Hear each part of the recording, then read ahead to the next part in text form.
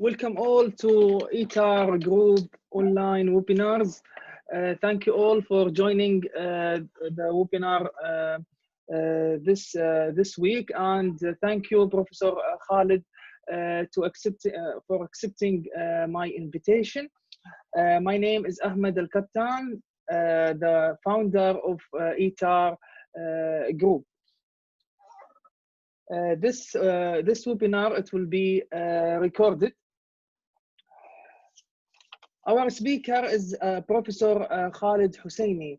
Professor Khaled Hussainey is a research lead and a professor of accounting and financial management in University of Portsmouth in UK. He has published 125 referred papers in academic journals and international conference proceeding. He has a rapidly growing research reputation around his principal research area, concerned with corporate narrative reporting. He has been awarded the prestigious 2007 Best Paper Award on the British Accounting Review and the prestigious 2012 Best Paper Award of the Journal of Risk Finance. He is a co-editor-in-chief of Jafra and associate editor of JAR and Ijabi. This webinar, it will take 1 hour, and after that, thanks for Professor Khaled. He will open the floor for any question until everyone had his question. Thank you a lot, and the floor is yours, Professor Khaled.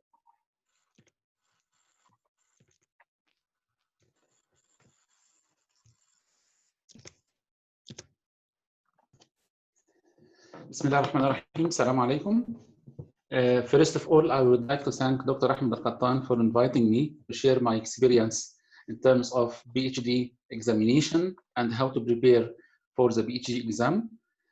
Also, I would like to thank all who attend this session today, and I hope that by the end of the session, you will find that you have some useful information so you can share this information in the future with your students and your colleagues.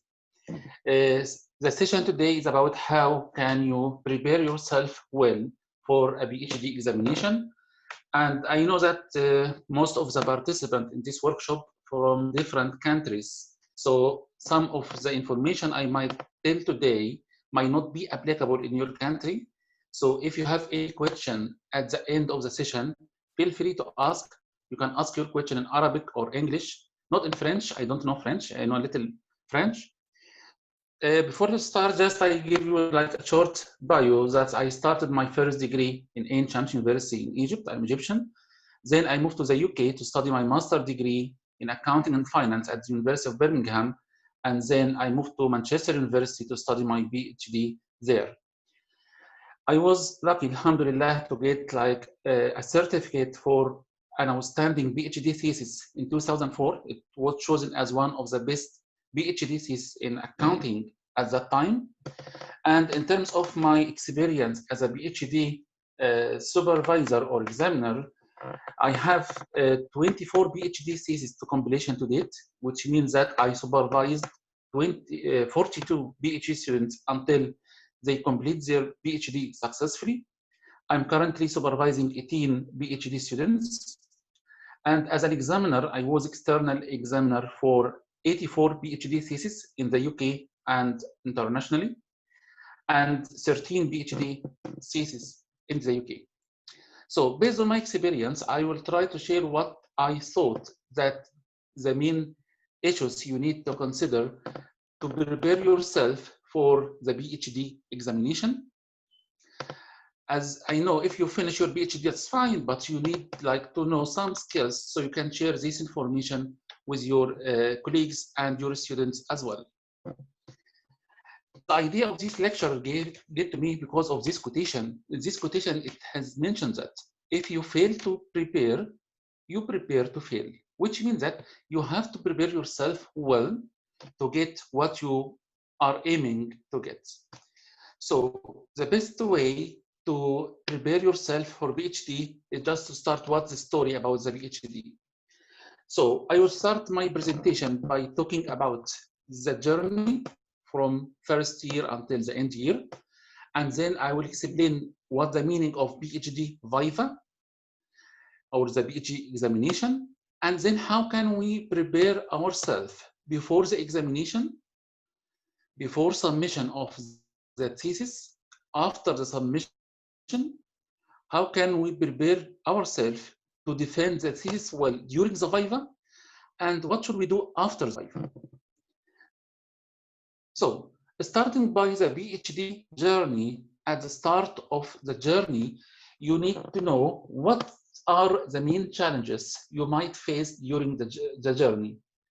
First of all, when you start your PhD, when you meet your supervisor, you will find that he is talking about what we call critical literature review.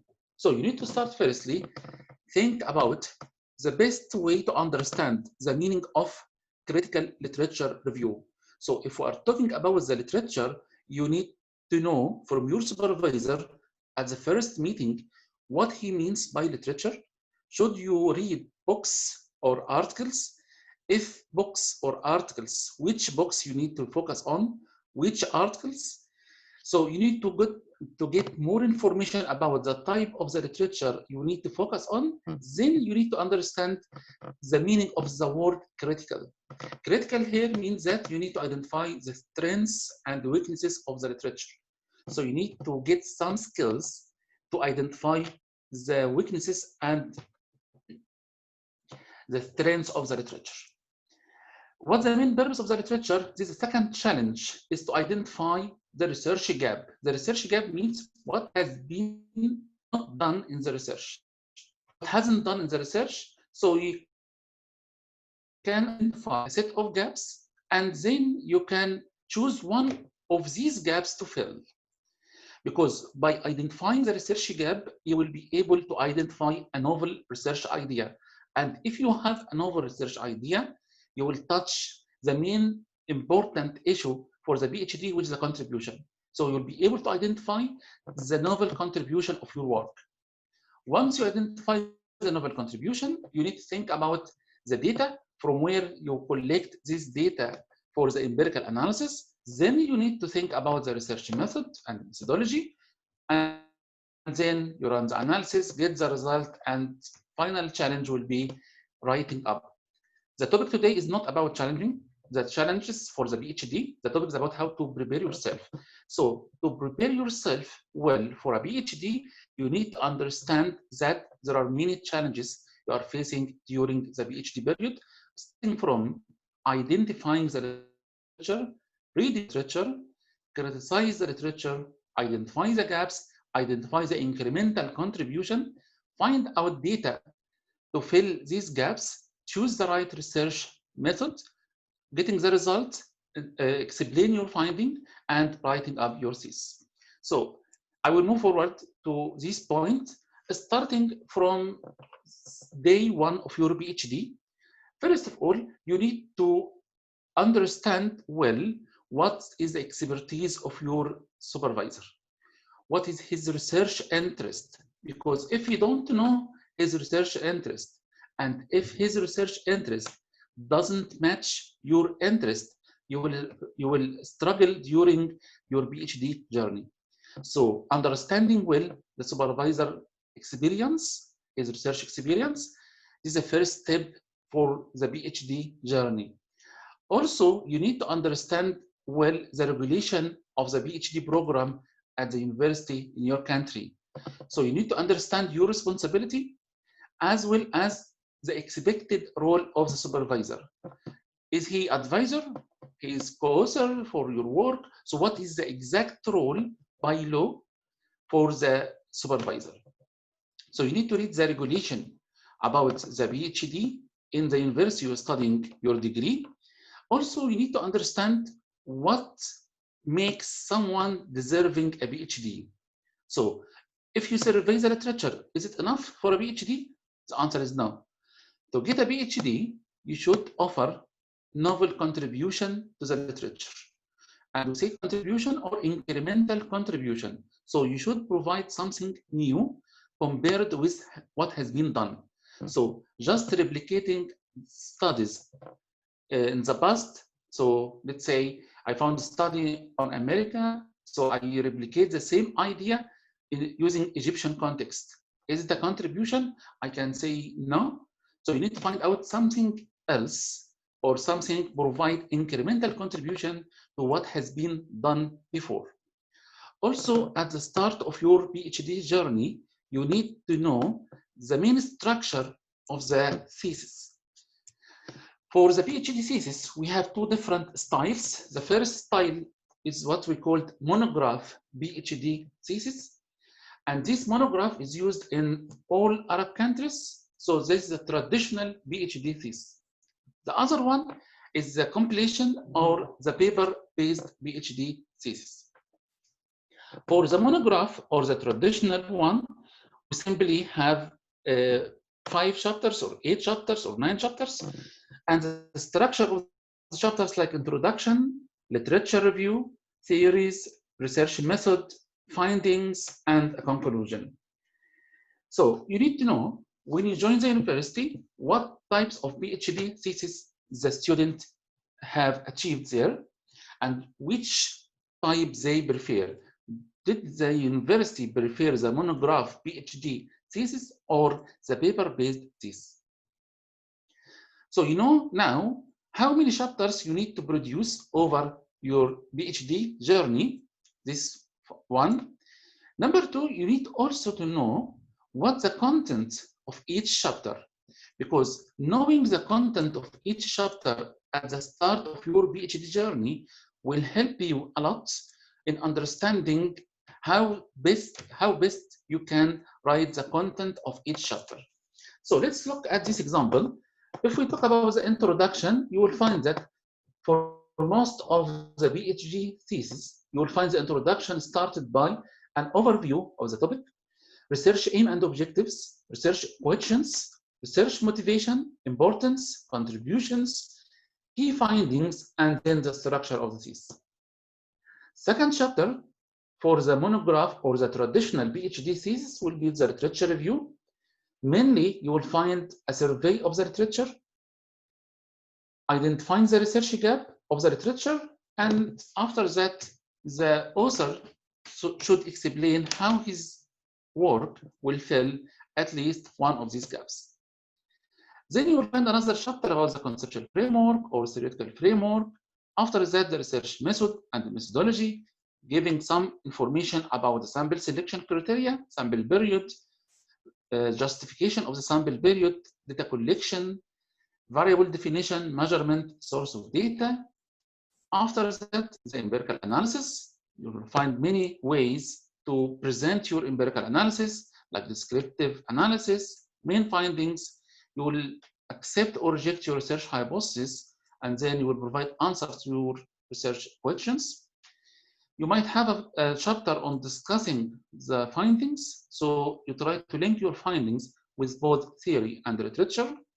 And then the conclusion chapter. In the conclusion chapter, you will try to explain how did you achieve your research objectives, and also what are the implications of the findings. And you end the chapter by explaining the research limitations and suggesting some ideas for future research.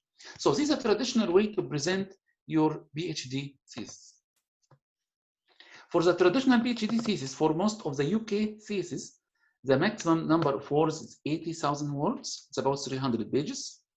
So you need to check in your university how many words you need to produce, how many pages. And this doesn't include appendices at the end of the thesis. If we look at the second style of the PhD, we call it like paper-based thesis.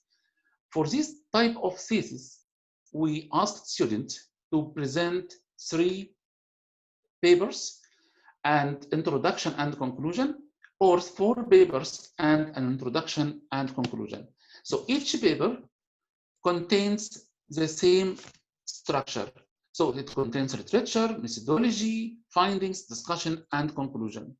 So the structure will be like introduction, the first paper will be complete paper, second paper, third paper, fourth paper, and the conclusion.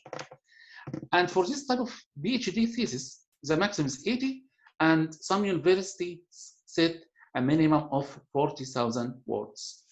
So this is what you need to understand from the first day of your PhD, whether you produce a traditional or a completion one. Also, during the first year, you will start by a topic to general. So you narrow down this topic by reading articles. You need to read about your topic.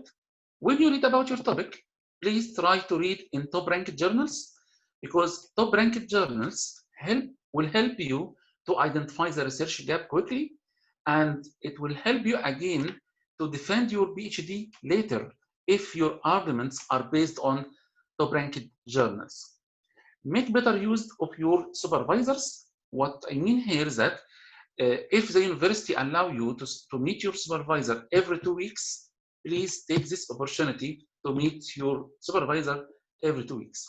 If your supervisor opens the door to you to come anytime you have any question, take this opportunity to meet your supervisor every time you have some questions in mind. So you need to attend regular meetings, you attend any training courses, any research seminars, and also try to ask experts in your area. Don't be shy.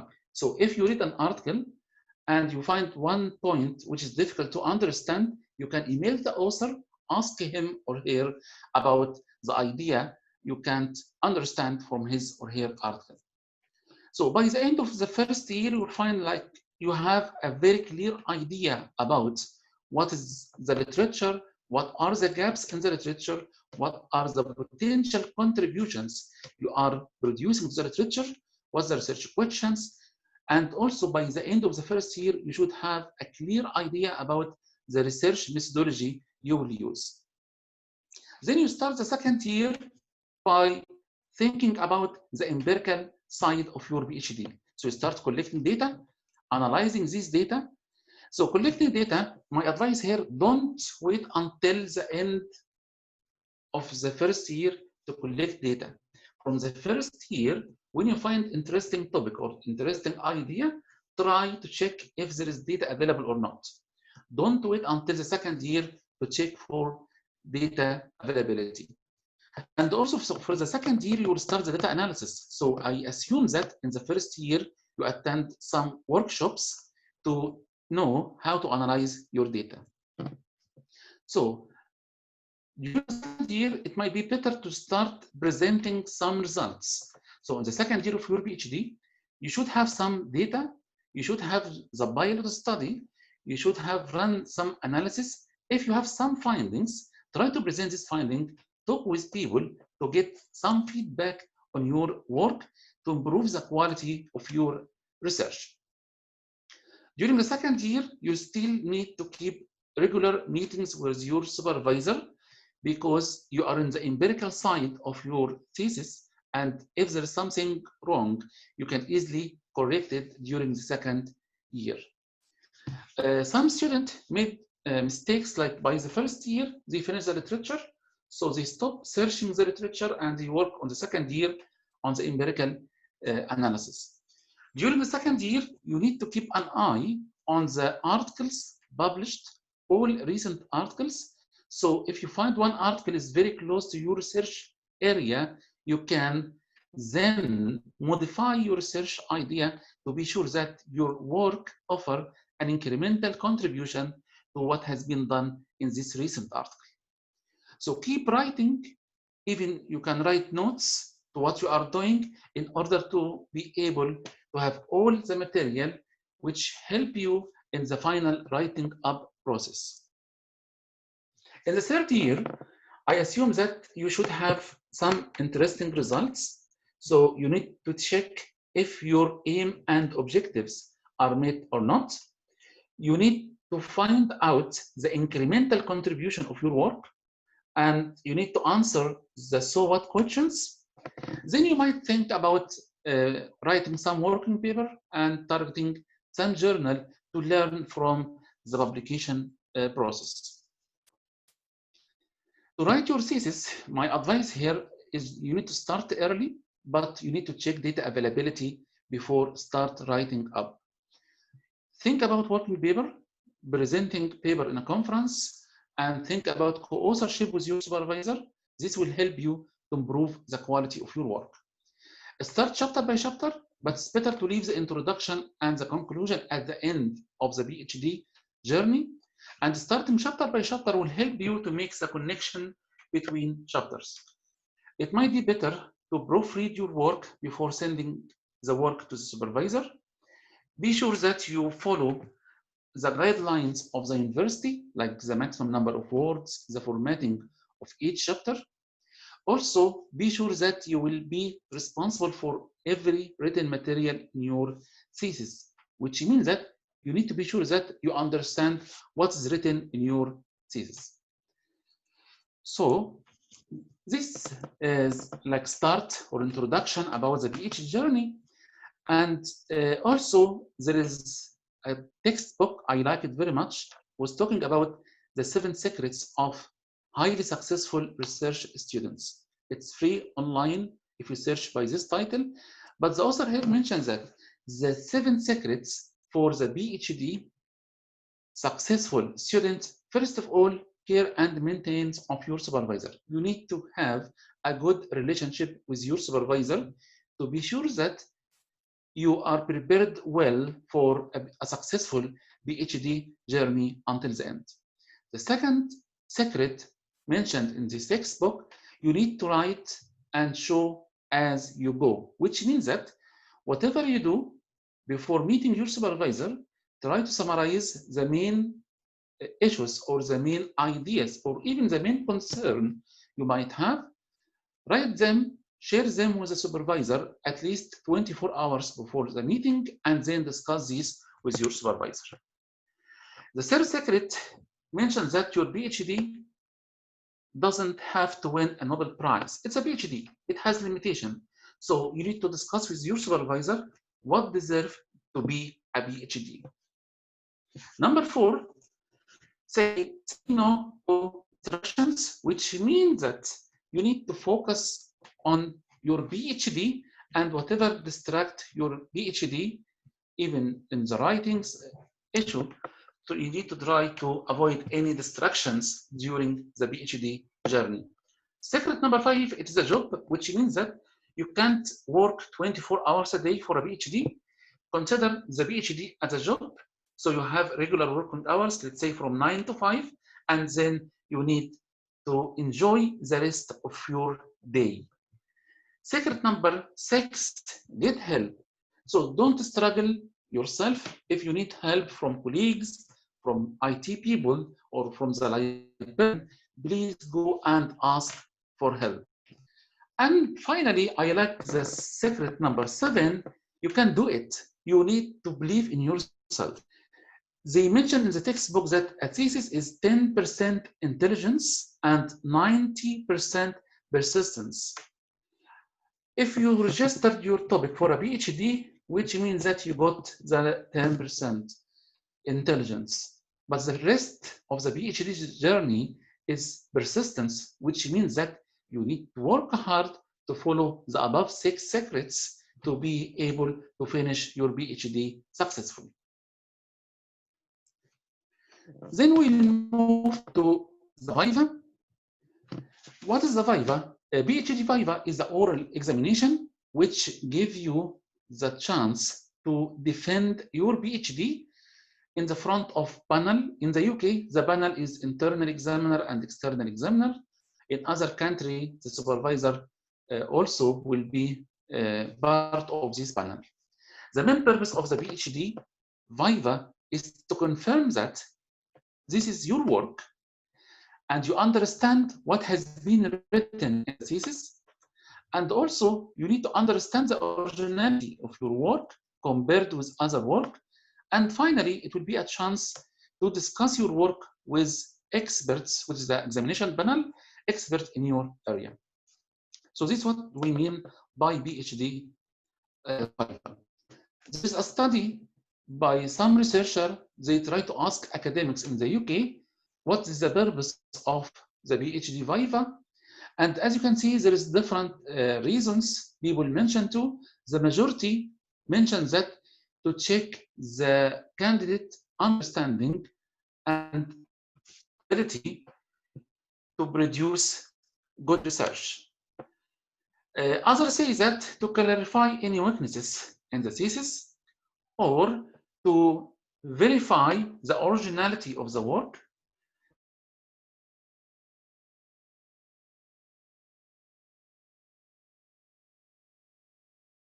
Also,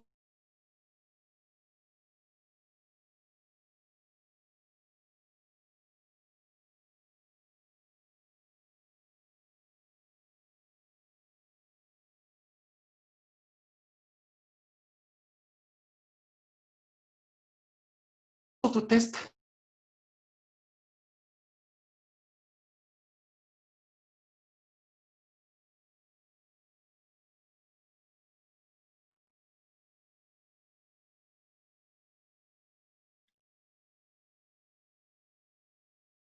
Professor Khaled, I don't know if you hear me.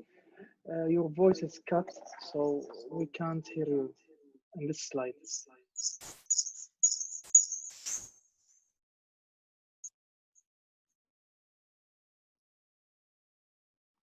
Sorry, guys, for technical issue.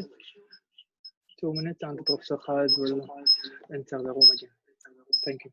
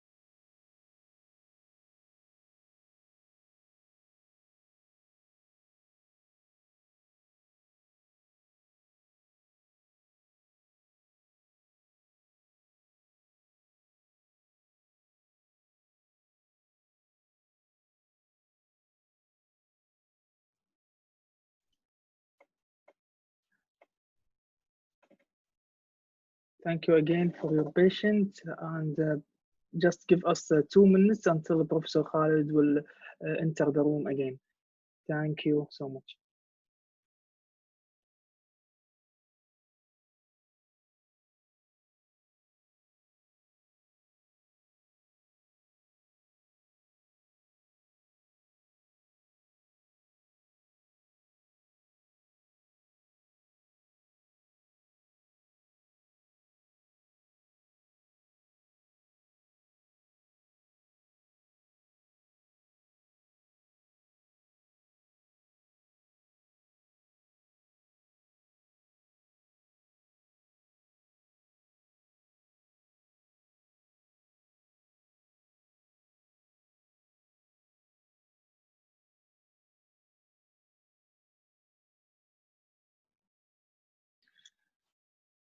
Guys, before Professor Khaled enter the room, I want to ask you if you have any question, please write it down and feel free to ask him after the webinar.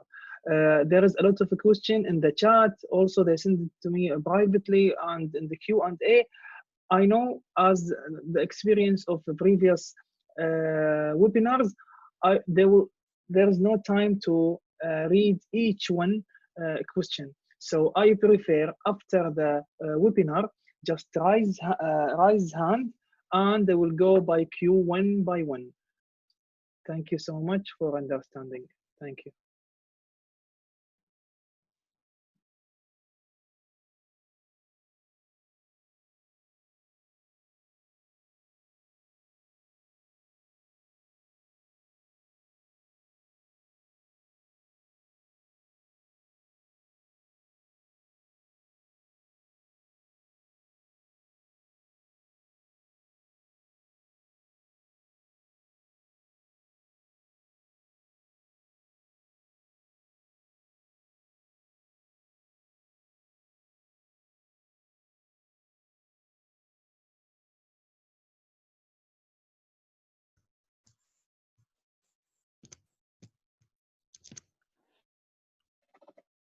Welcome back, Professor Khaled Hussainey. Thank you.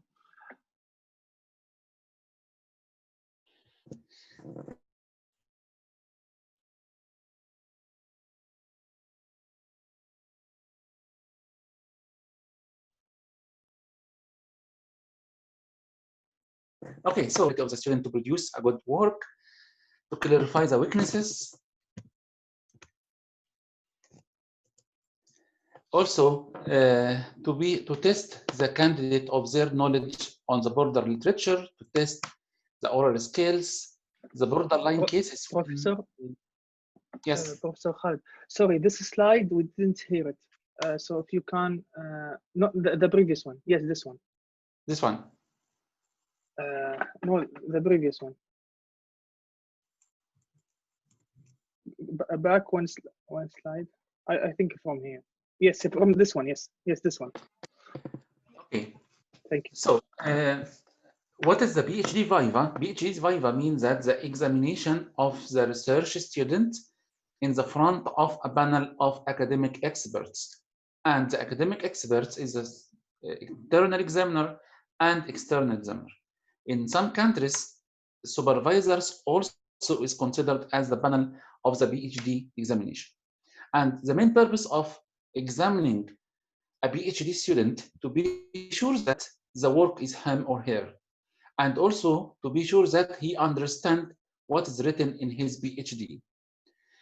So also the examiners try to investigate if the student understand well the main contributions and the main limitations of their work, and also they discuss with him or her the best way to move the research forward to get the work published in the future. So here we have a study which asked academics in the UK what is the main purpose of the PhD Viva, and they mentioned that 36% of this academic has mentioned that the main purpose of the Viva is to check the candidate understanding of the material produced in the PhD. Others say that to check or to clarify any weaknesses in the PhD. Some say that to be sure that the work is on and the author of this work understand it very well. Number 4, to check if the candidate can defend well his PhD. Number 5, to test the candidate on their knowledge of the border literature. So when the examiner asks you some question, they ask you about the topic you are interested in, and also any topic which might be related to your topic of interest. Some academics say that we test the oral skills of the candidates.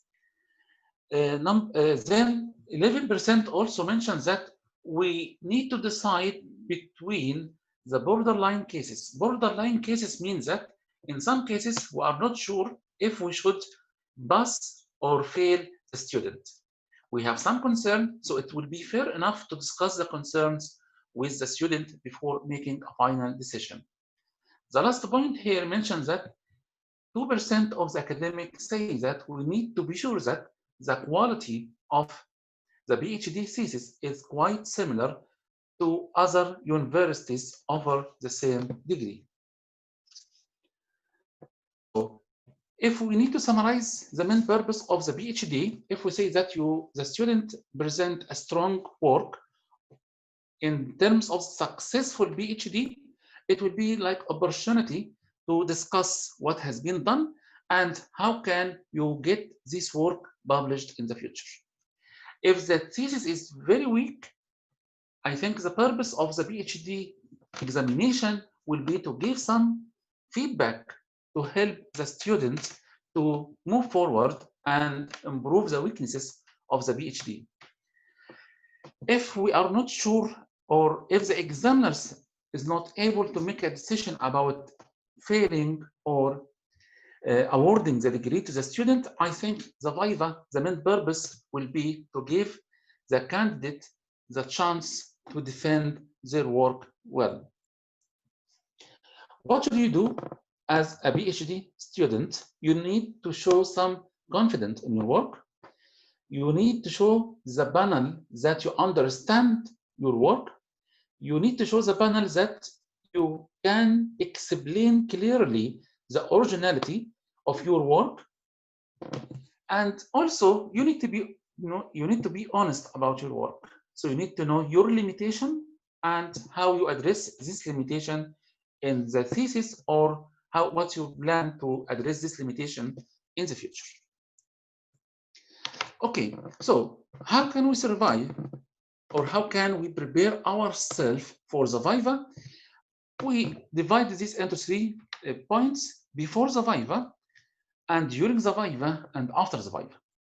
So start by before the viva. Normally, a student will ask themselves, what should we do to be well prepared for the PhD oral examination?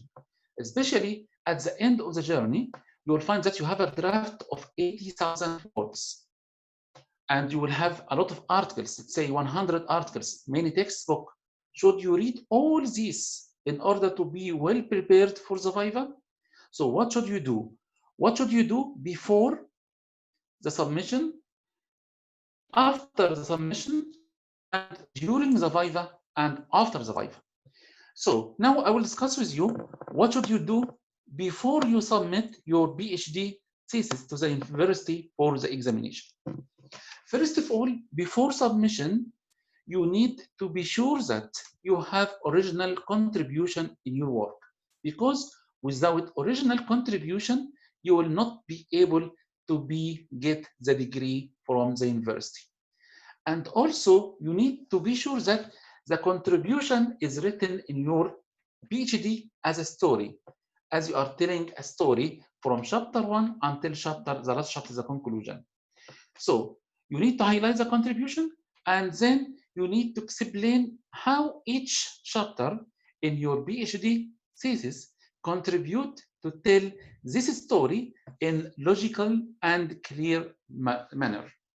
So in this story, you should highlight the key element of the good PhD thesis. Like, you need to be sure that your research aim and objectives are clearly mentioned, clearly discussed, and has been achieved as well.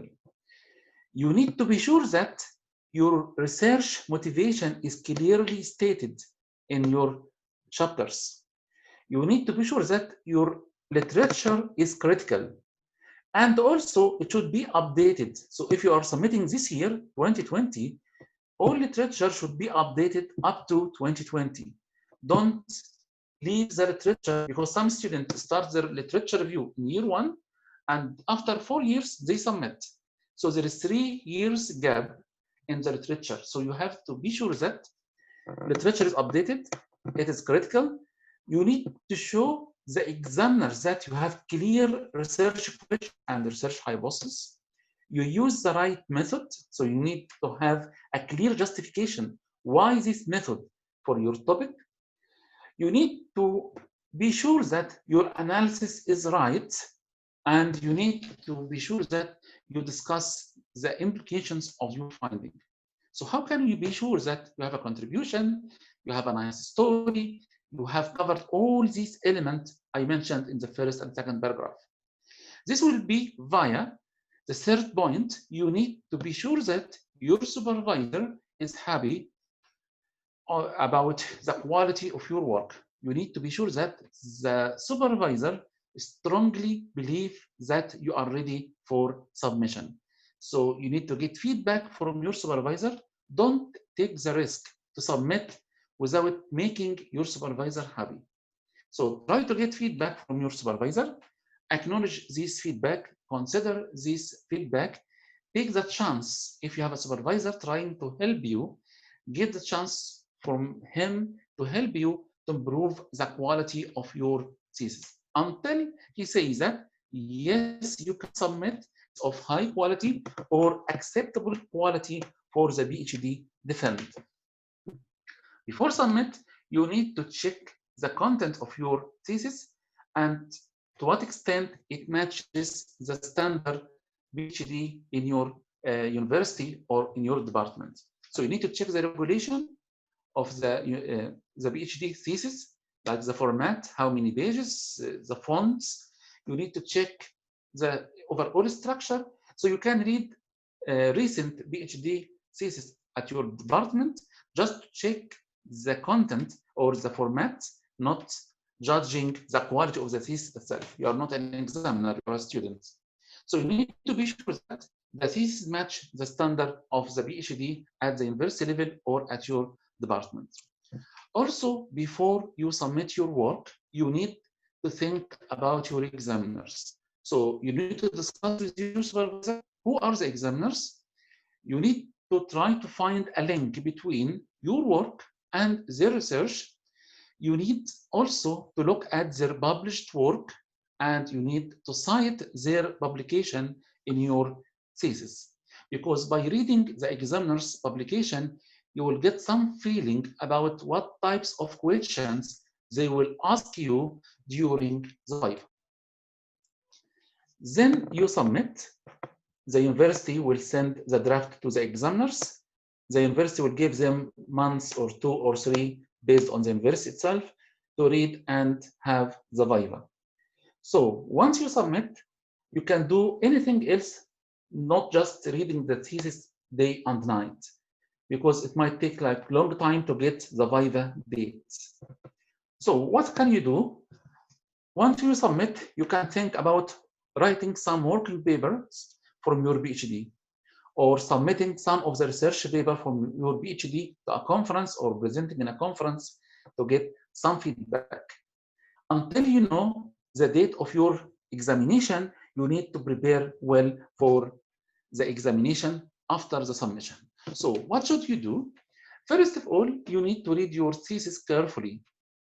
And if you find any mistakes, don't worry, don't panic. It is not end of the world. We are human, we are making mistakes. So if you found any mistake, just make a note. And in this case, it will not be a surprise to you during the viva that you have mistakes, but you can address these mistakes after the viva when you do the final correction. My advice here, when you read, you need to write some notes on the main points in each page or each section or each chapter. You need, when you read, to identify the originality. Originality here means that what is new compared with what has been done before. Try to practice telling a story in, let's say, 2 minutes. So the story for the whole work or the story for each chapter, try to write 1 or 2 sentences, like the key issues or the key sentence in this chapter. What you want to say? What's the key contribution or originality in the chapter compared with others? Try to practice this kind of telling a story to be sure that you can tell a story during the exam. It might be better to talk with your family. So talk with your brother, for example, about your topic. If he is not specialized in your area And if he can understand you, this means that you are telling the story well, so he can get the message from you. Also, when you read, try to read with a critical eye, which means that try to identify the limitations or the weaknesses of your research. Write a note about this limitation.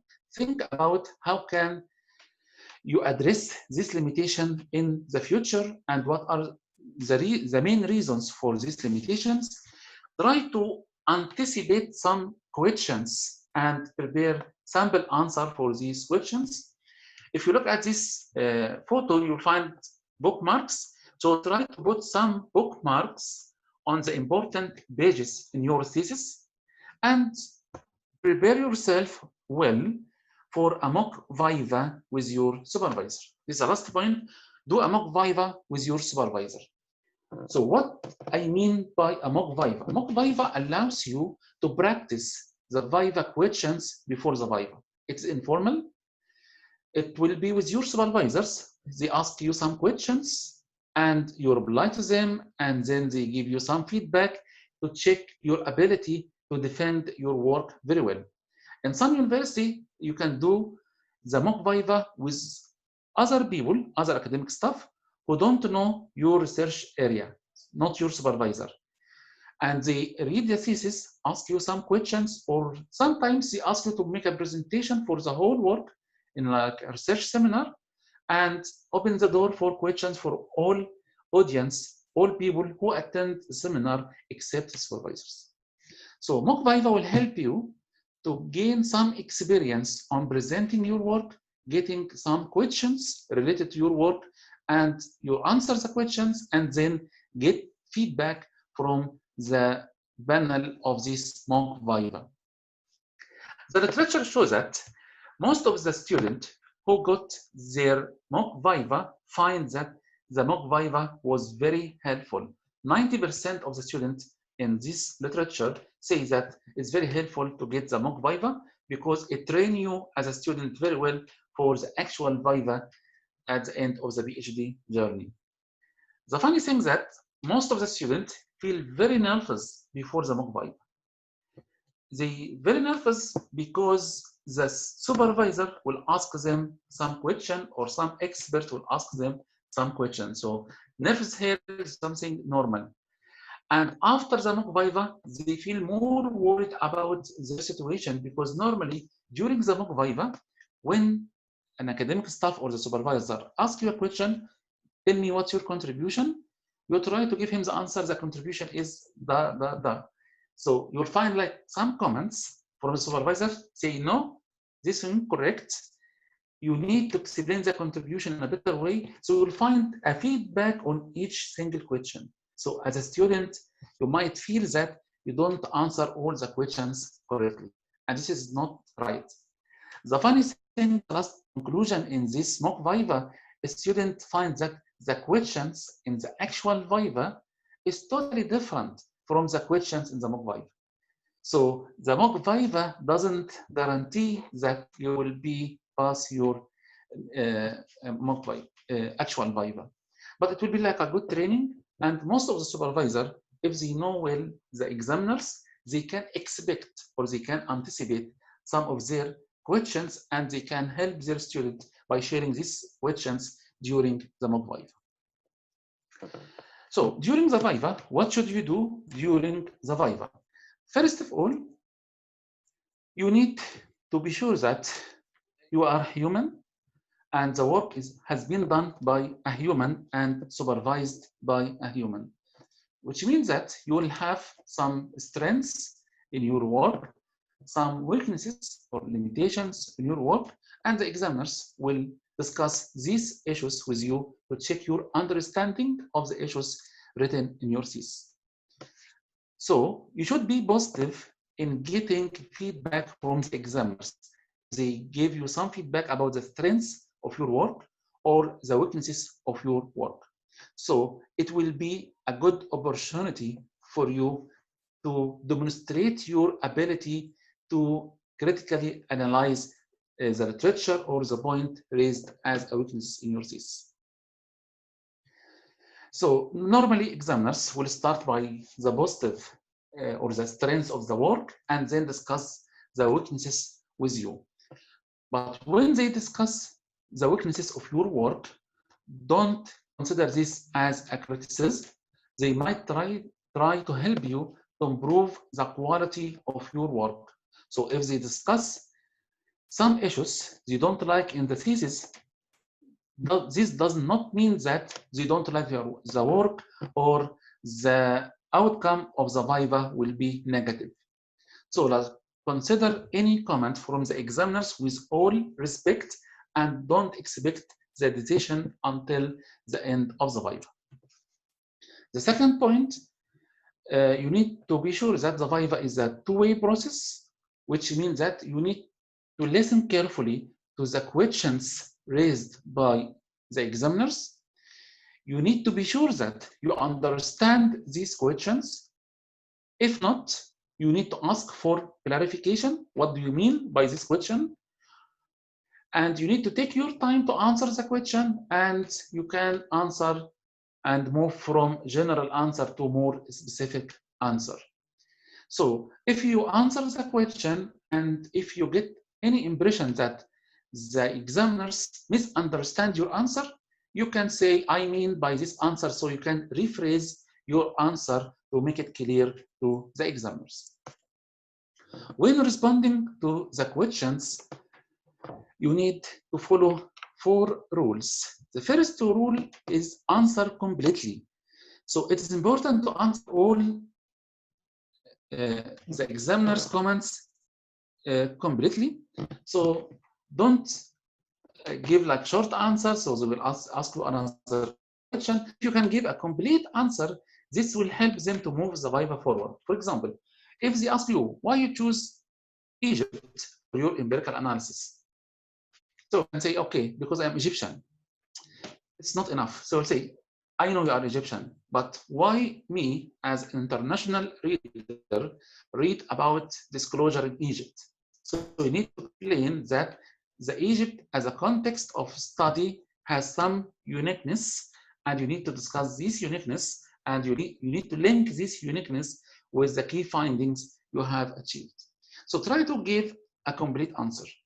When you answer to the examiners, try to acknowledge their contribution by giving you feedback in your PhD and try to answer politely.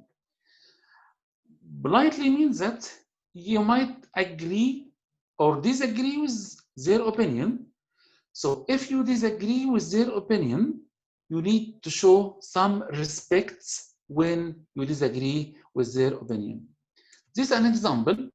So you can say, for example, to the examiner, I totally disagree with you. Or you don't know the field well because you are management accounting and my thesis about financial accounting. You can't say there is misunderstanding by you here. Or you can't say it is not fair to raise this point because it's out of the scope of my PhD. So you can't say this kind of negative words. So you need to show some respect. So you can say that I agree with this comment. However, I have different opinion. Or you are right to point out that, however, so you can give the other point. So you need to show like a kind of respect, and then you can tell what you feel about the issue raised in the exam period, the exam room. Rule number 3, when you answer to the examiners, try to answer by giving evidence to support your arguments. So this will give you, will help you to be in the safe side when you defend your PhD thesis. So if you have evidence, this will help the examiners to accept your arguments. But sometimes they are right, and you acknowledge that they might ask you this question, and the question is fair, so you can't defend well your situation here. So if they criticize you and you understand well this criticism, let's give you an example. If you focus on one country in your PhD thesis and your examiner are interested in cross-country study, they don't accept a single country study. And before the Viva, your supervisor tell you that the examiners might ask you why you choose a single country rather than more than one country, cross country. In this case, you can say to the examiner that the scope of the PhD is limited. The PhD for 3 years or 4 years. So within the 3-4 years, within the limit of time, you have completed this research. So adding another country requires another 3 years. So you can say that, okay, I can in the future do the same exercise for another country, and I can compare this country with other countries in my future research. And also in the research limitation, you need to raise this point and you need to highlight this point as an idea for future research. Also, I found one interesting article about how to deal with criticism, and it's very, very useful because this author suggests that there is some ways you shouldn't do during the Viva. So if you have some criticism from the examiners, you can't give like a general redesign declaration that this happens in every study. So let's ask you, for example, if the examiner says that I'm not sure why you focus on one single country in your study, you can say that all studies use one single country. If you look at the PhD thesis in our department, all of them focus on one single country. So I'm like them. So you can't say that. You have to show some respect and you have to acknowledge your limitation and you have to justify your decision, why single country rather than more than one country. The second point, she says that you can't blame your supervisor for any weaknesses in your thesis. It's your responsibility. It's your PhD, not your supervisor PhD. And the examiners examine you, not your supervisor. Third point, you can't blame that this all what I collect. You need to show them what the effort you have done to collect more data, for example, but what's the main problem you have. Or you can say that it's beyond the scope of my study.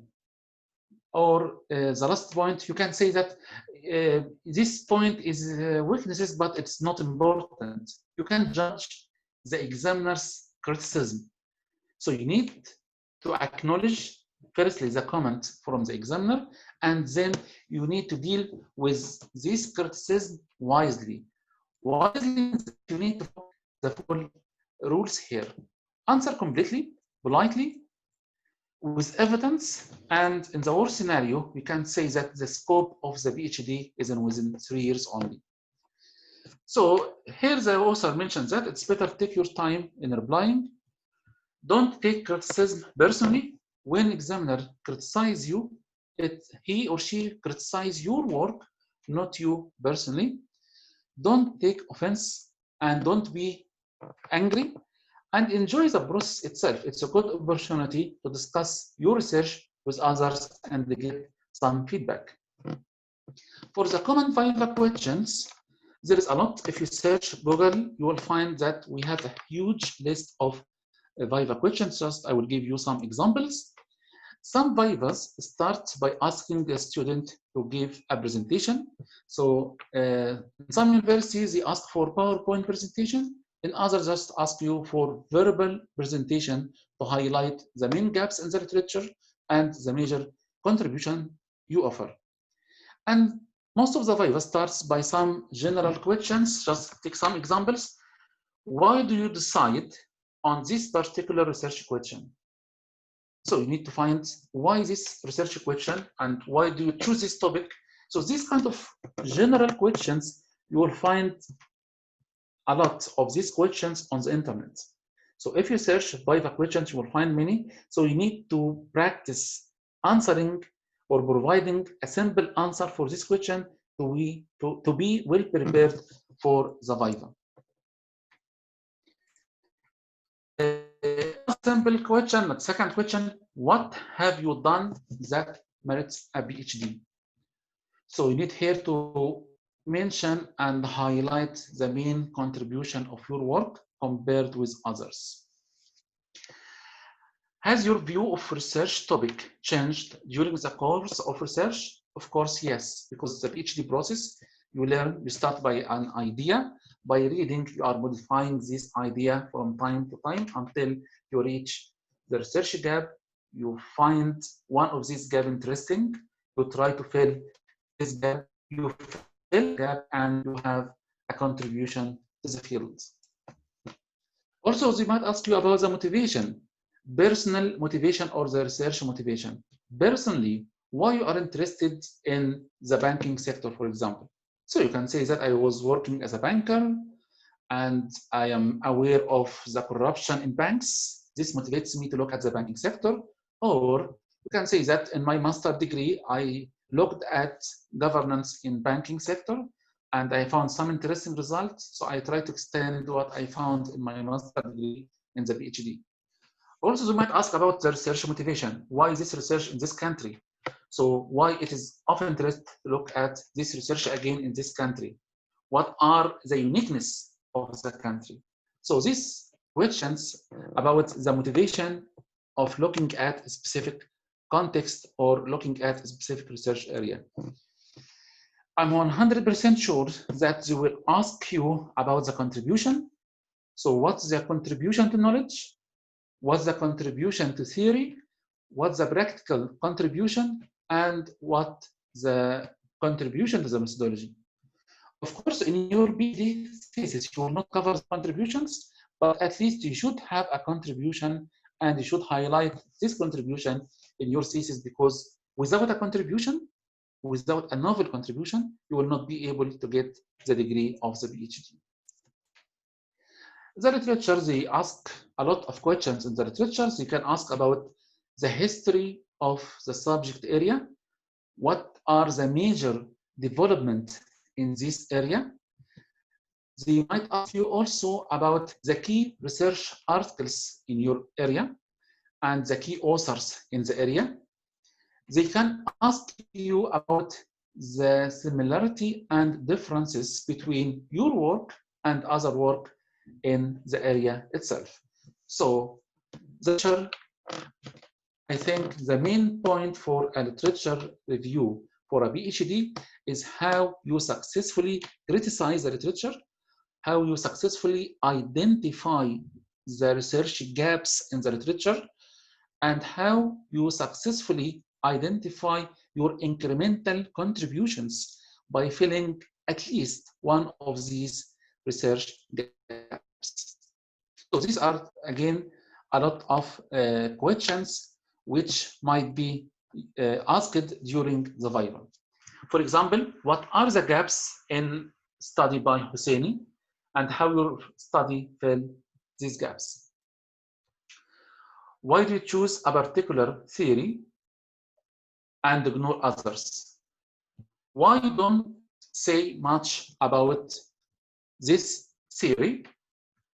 And can you explain why you have not focused more on that? So these are the kind of questions you might ask about the literature.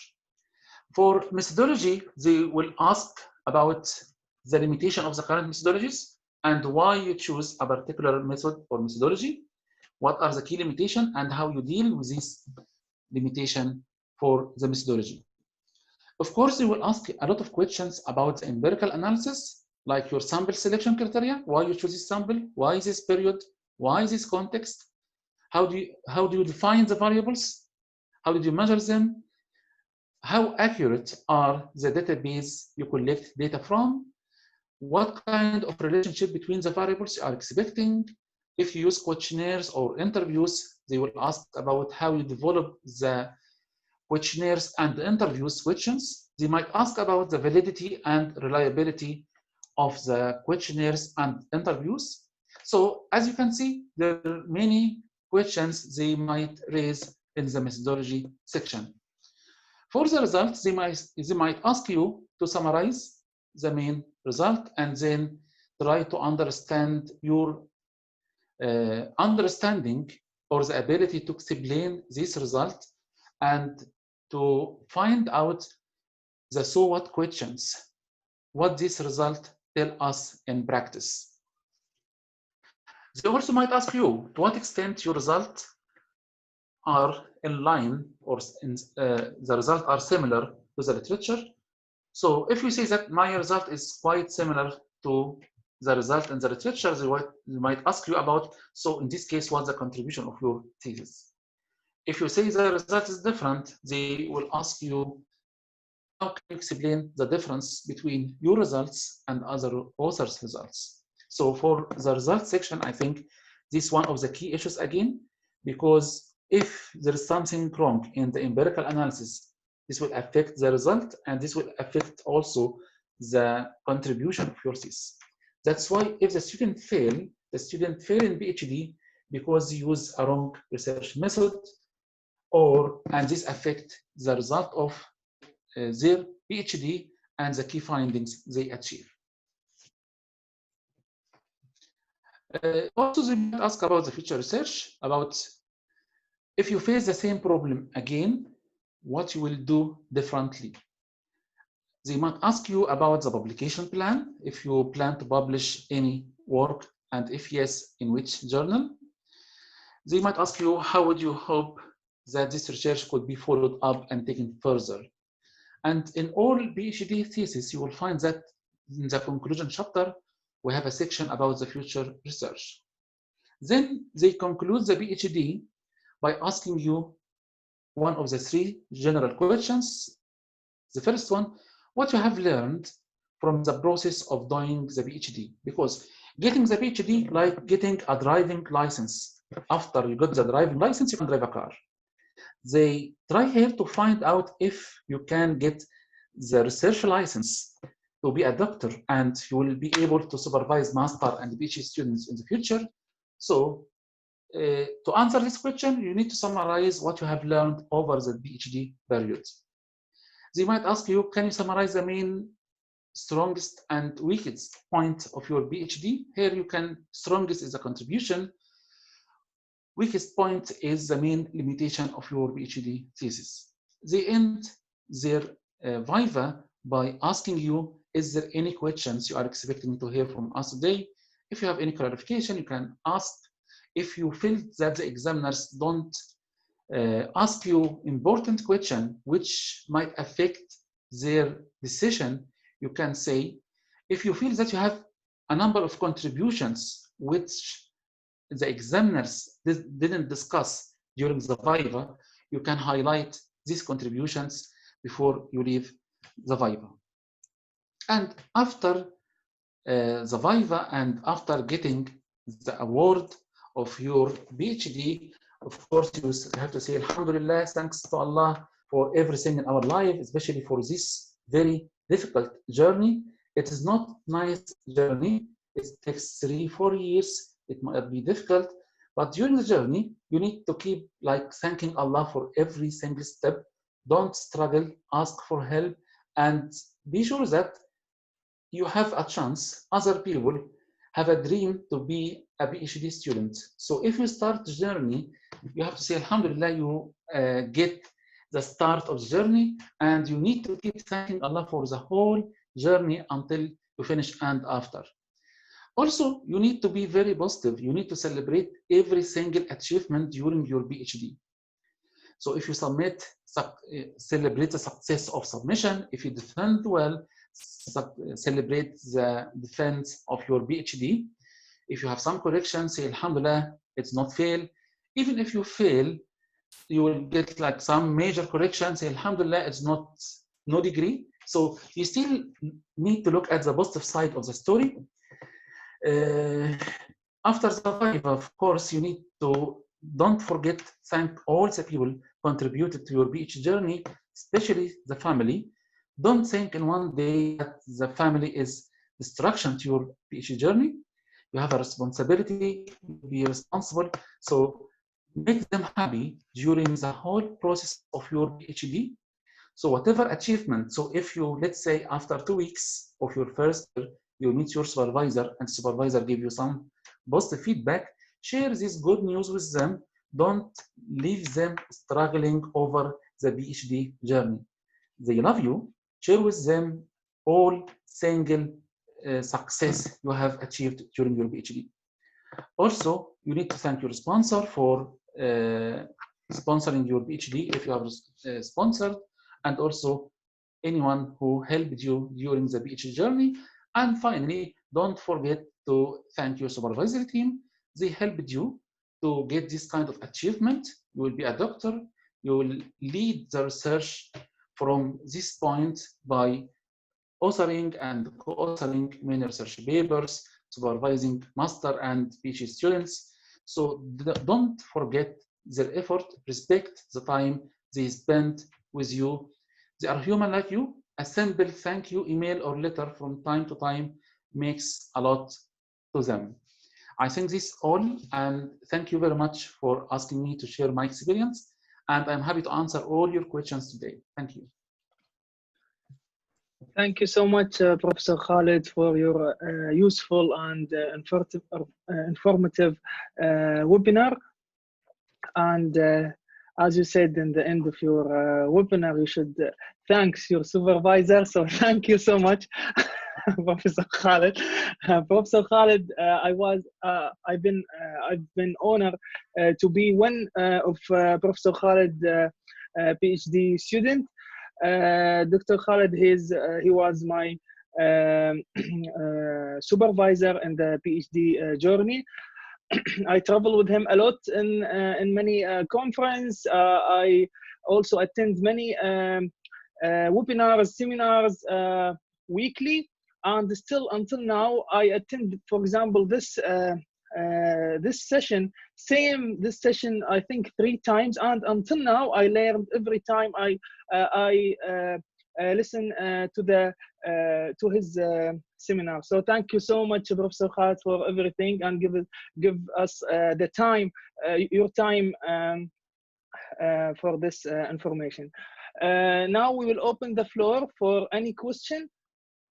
Please don't ask the question in the chat, because it will be hard to get or read the questions. It will be better if you raise hand, and we'll go one by one. Also, there is a lot of question in the Q&A.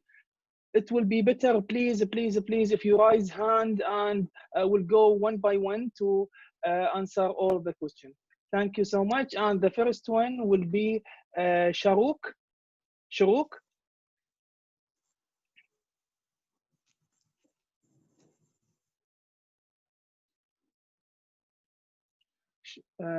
Sharouk, your mic is mute.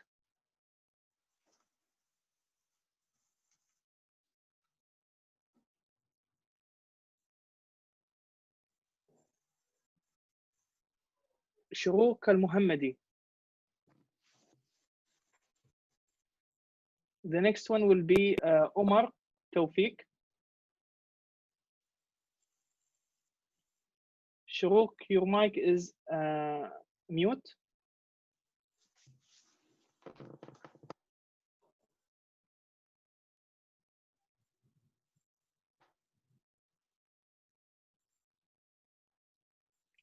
Omar Tawfiq.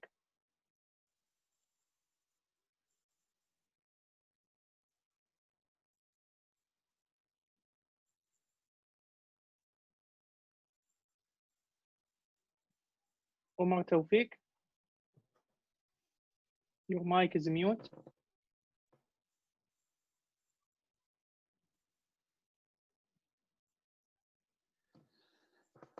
Dr. Ahmed, can you unmute them?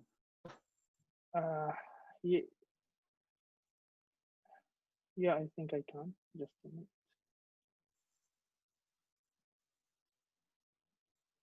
I think he has a problem, maybe. The next one will be Anan.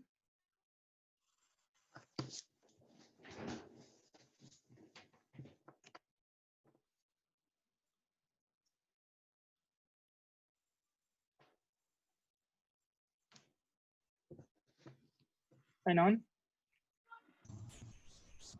Hello? Hello, do you hear me? Yes, we can. Good afternoon, Dr. Ahmed. Good afternoon, Dr. Khaled. How are you all? Alhamdulillah, fine. I'm good, thank you.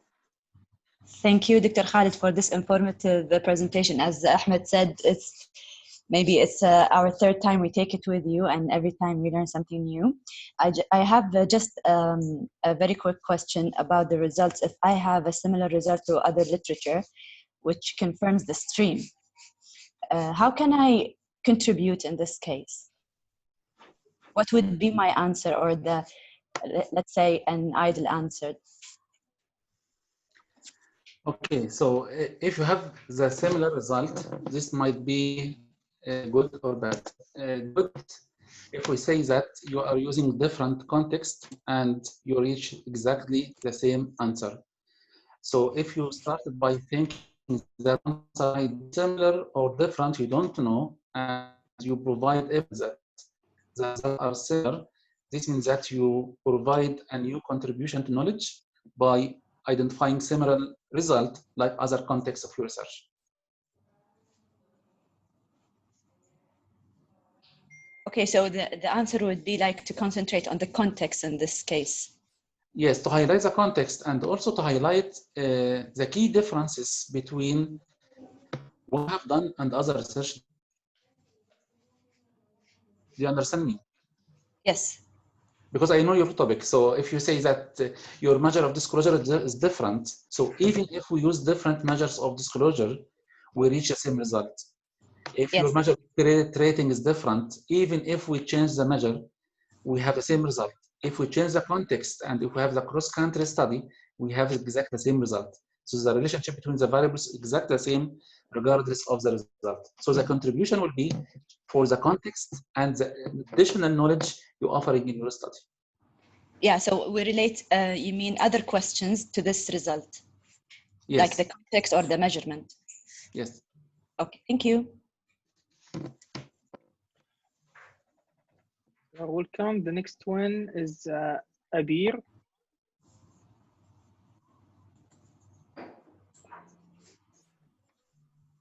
Could you unmute me, please, Dr. Ahmed? Hello? Yeah, Abir. Yes, thanks, Dr. Khaled and Dr. Ahmed, regarding the presentation. It's really helpful, actually, for us, especially for me, while I'm preparing for the Viva. So now I'm in the last few months for submission of my thesis.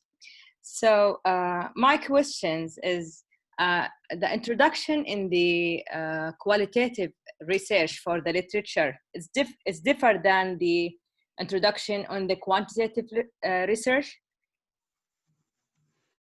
Do you mean the introduction of your PhD thesis? No. The introduction of the literature chapter, is it differ in qualitative research? Is it different than the quantitative research? I don't think so. I think the literature is the literature, so it should be quite similar. Okay. Because you survey what has been done in the area, identify the gap, and then you can mention to your incremental contribution. Oh, okay. Okay, that's great. Okay, thank you then. You're welcome. Thank you, Abir. The next one.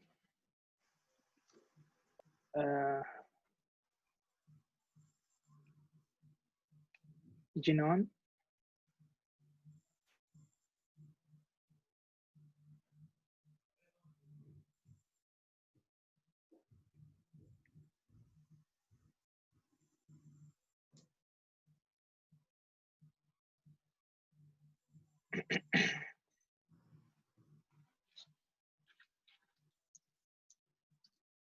Jinan, your mic is mute.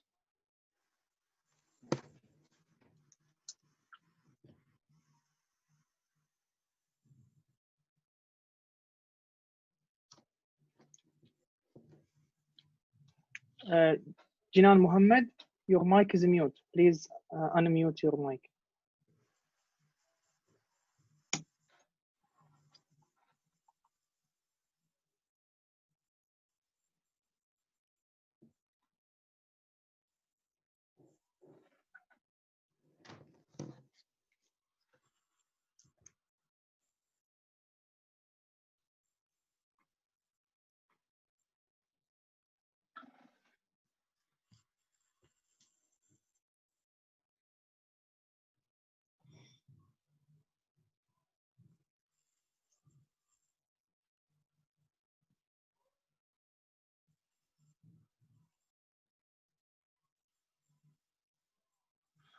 The next one is Inayat.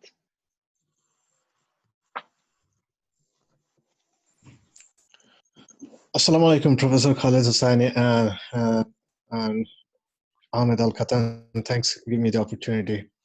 I'm Professor Khaled, current student, so but I still want to ask that question.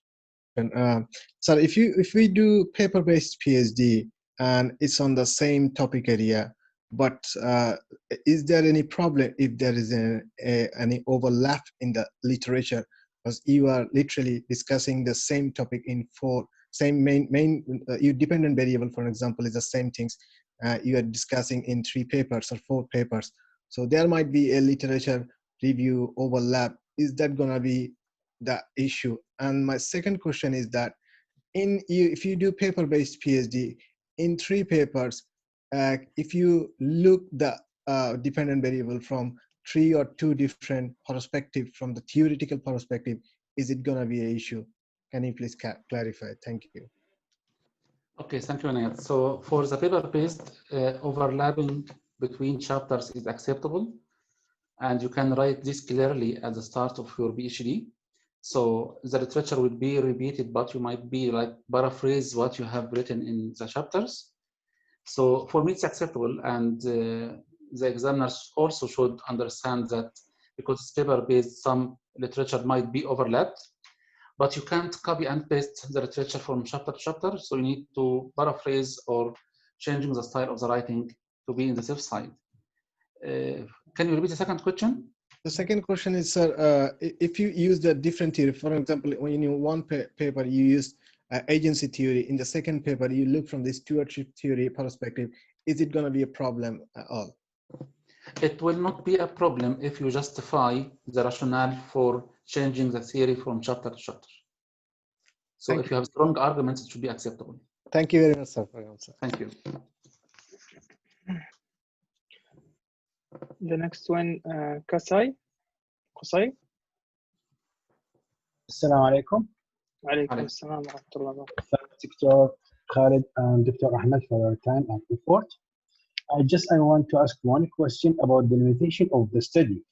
It should be a problem or gap that our method cannot solve it. For example, we can say if I have algorithm to recognize the image, if this image yellow, if this image black and white. However, my algorithm cannot recognize the image, for example, with red or yellow and another color. So I cannot say, I can say in my limitation of the study, my algorithm cannot recognize the image with yellow color or red color, just with white and black. So in this case, this is considered as the limitation of my study, and thank you. Please accept my apology, Qusay, because it's someone who should be a specialist in your area to answer this question, because I am from accounting background, so I don't know about your area. I'm sorry. Okay, but in general, the limitation of the study refer for what?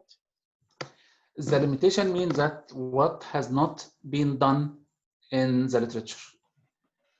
So if you believe that this point has not been done before, and you can fill this gap, it will be a contribution. But the second question, and you need to ask your supervisor, is this enough contribution to be considered for the PhD level? Or you need to add another contributions to make your work at the PhD level? Okay, thanks, Doctor. Thanks. Thank you. Okay. Thank you. The next one is Hazem.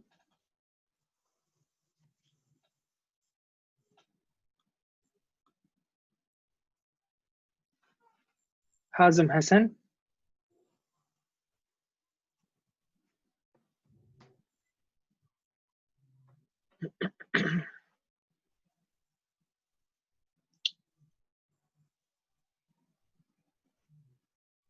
Hazem Hassan. We can't hear you.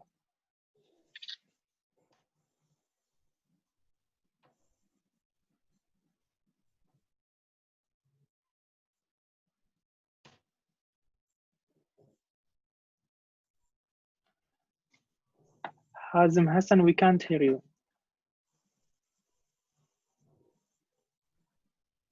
The next one will be Akila Basur.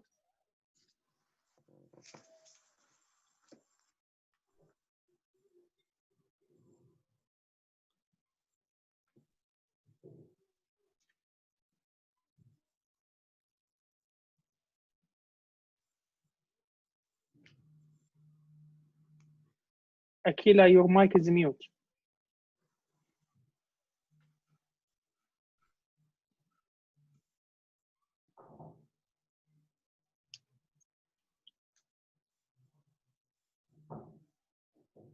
The next one will be Firdos Al-Hanjar.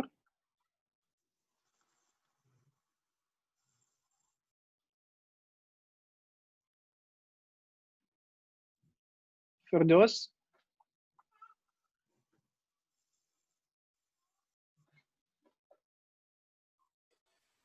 Hello? Yes. Thank you, sir, for giving this presentation. I mean, there are 2-3 questions, short questions, which I would ask.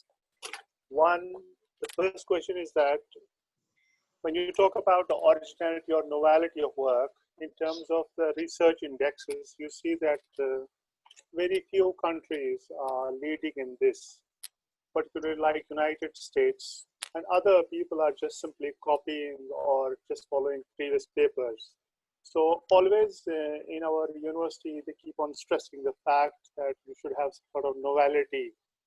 But I feel that it's really difficult to talk about an altogether a novice project. What is your experience in this area? So you ask about the quality of the work? The novelty, yeah, the quality and the novelty. I mean, when you talk about the innovation and design and technology, it's mostly happening in the West. I mean, it doesn't happen with other universities to that extent. And then the universities keep on always stressing the fact of novelty, originality. How do you really, I mean, cope up with all this stress factor of novelty? Okay, and your second question? Yes, sir. Second question is that when you talk about the help from others, one of the problems we face is that jealousy. I mean, people are not ready to reveal their journey, or they think that if they help you, you will be excelling them, and because you are good at it or something, you will pick up things easily. So they don't want them to, they want you to go ahead. So that's why they will try to hide all the information.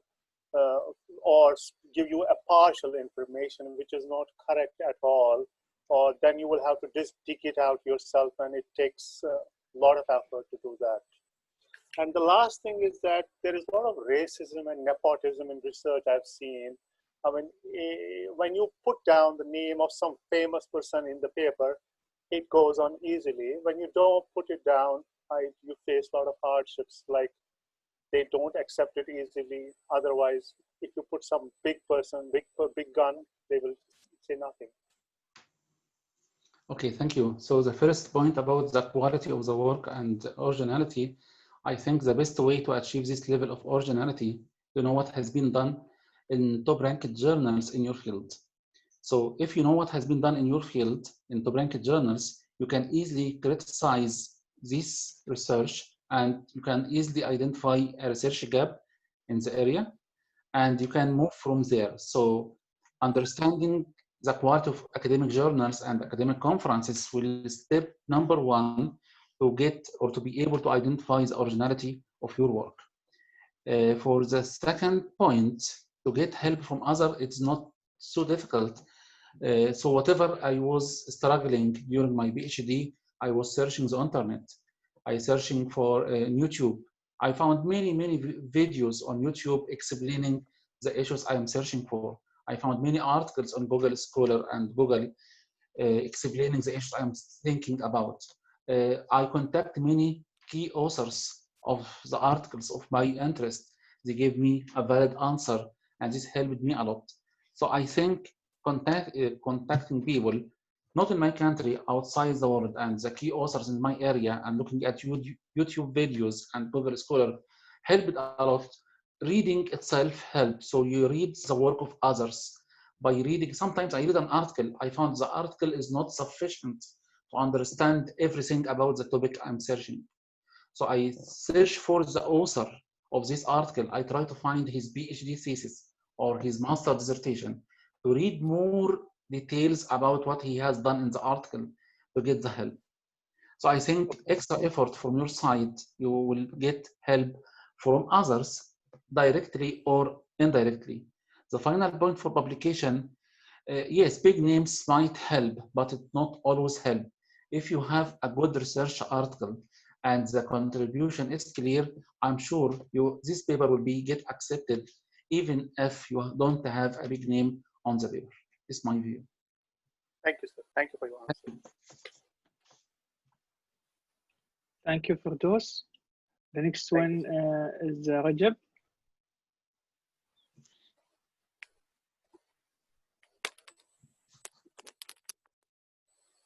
Yes, Rajab.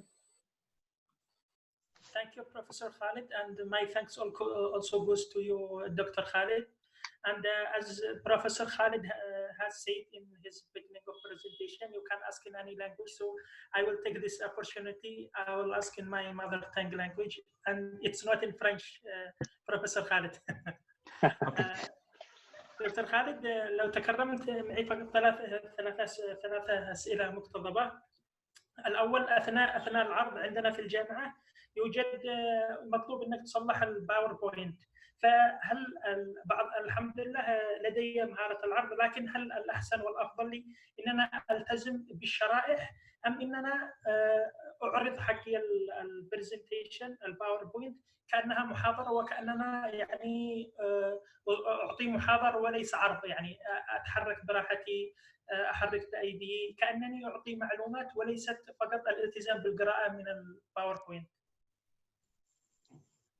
هذا السؤال الأول. السؤال الثاني، السؤال الثاني حدث مرة عند حضرنا في مناقشة فايفا دكتور، وللأسف كان الطالب يعني كان في ميجر ويكنس في حق العنوان، وكان للأسف هاجمته اللجنة شوية. لكن خطر لي في هذه اللحظة كان الدكتور المشكلة إنه كان هو صلح مقارنة بين دراستين في حول البنوك لكن في دولتين أخريات، فكانت المقارنة غير تجانسه والخطأ كان واضح، فكان شدوا على شوية. ففي هذا اللحظة خطر لي هل كان صحيح لو أن الطالب في مثل هذه الحالة يقول إذا كان العنوان يعني بهذا الخطأ فلماذا أقرته أنتم كلجنة وأقرته اللجنة العليا الأكاديمية للدراسات العليا؟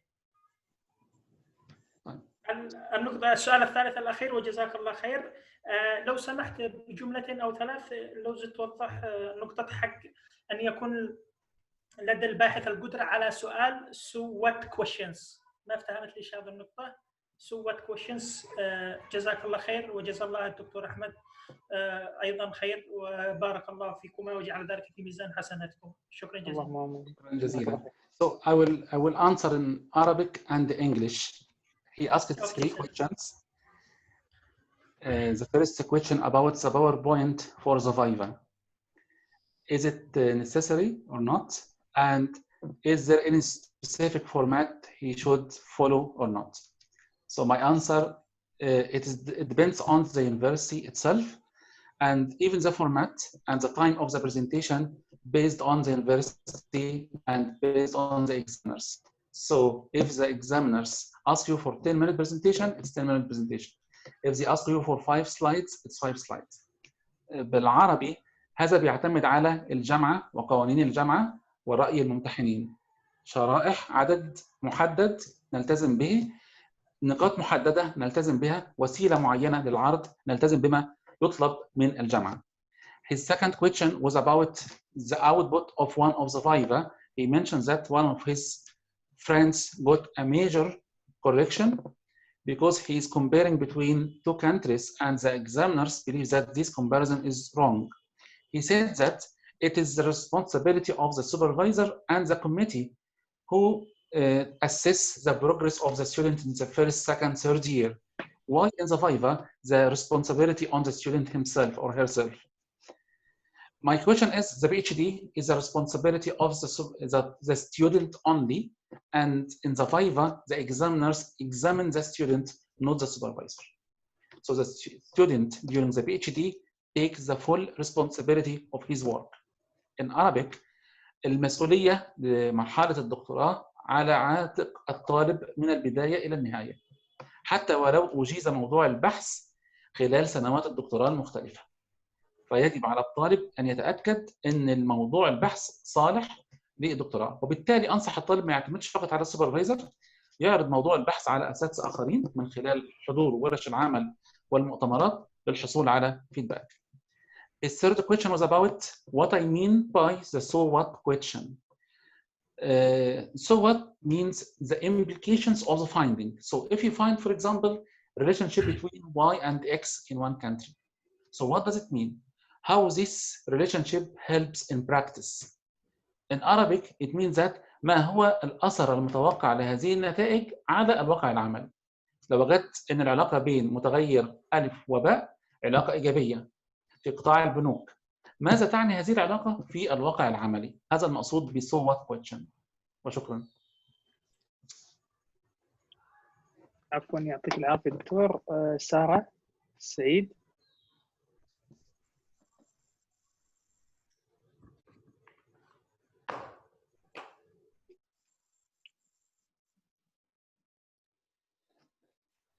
Yes, Sarah.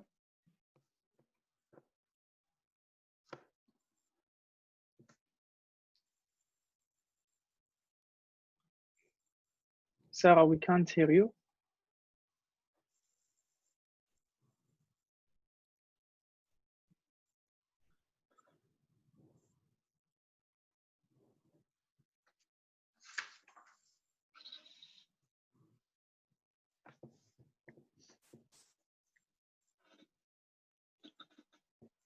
Sarah, your mic is mute. If you unmute your mic, please.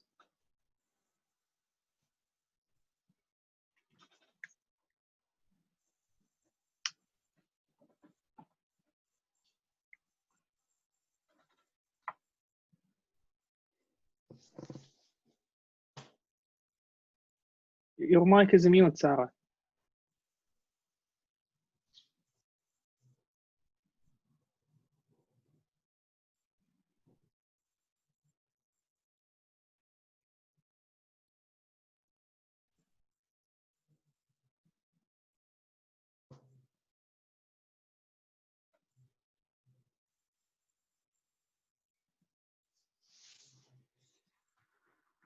The next one, Jinan.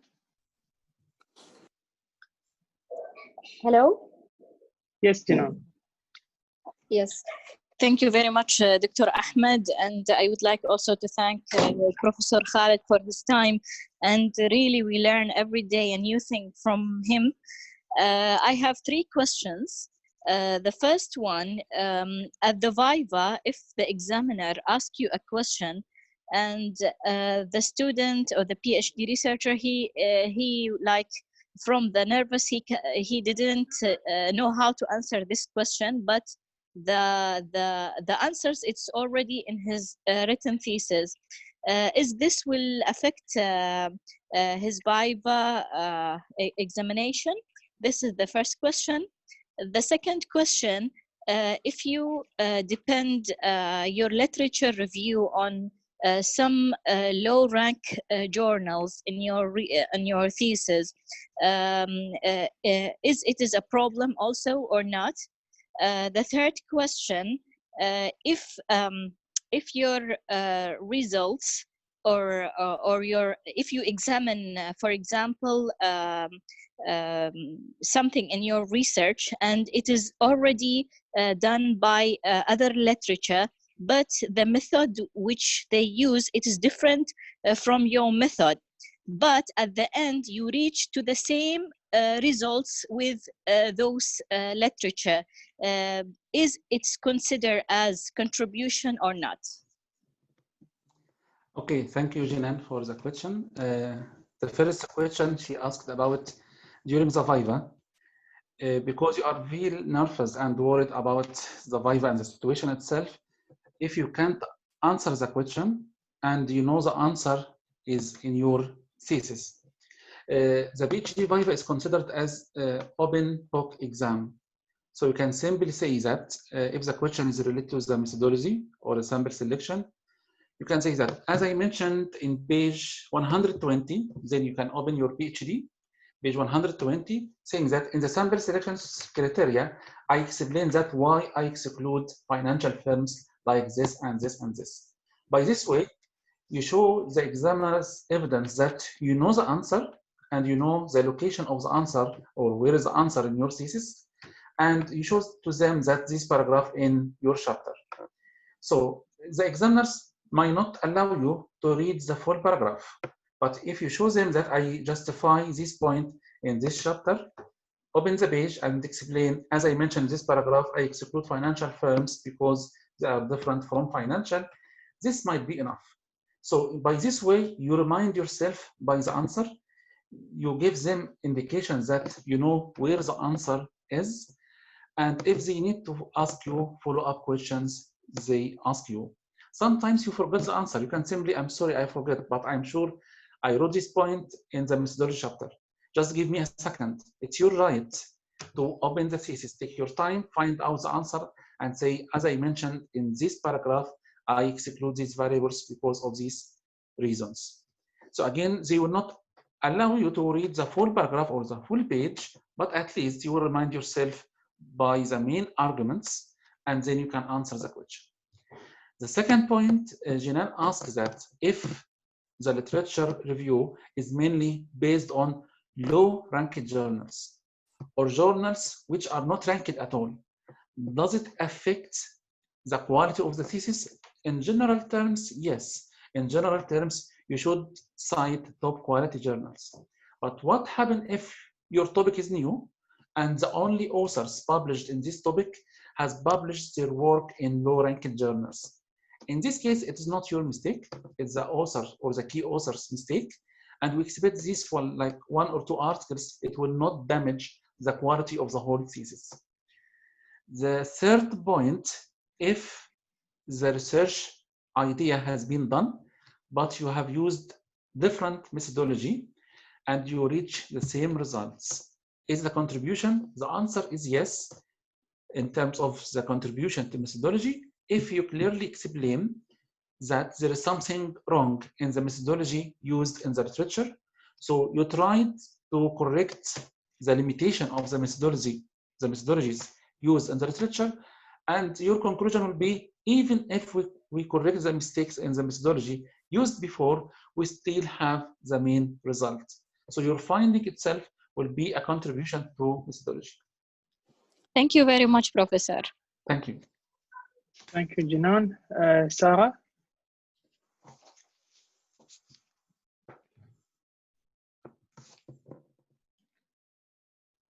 Sarah Said?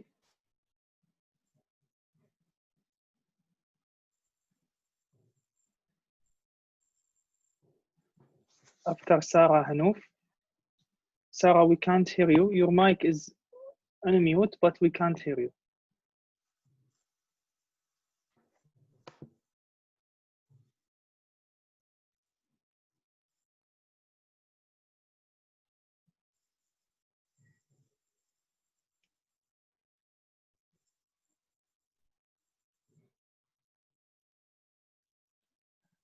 Okay, Sarah, maybe if you can send me your question, I will try to pass it to Professor Khaled. Hanouf?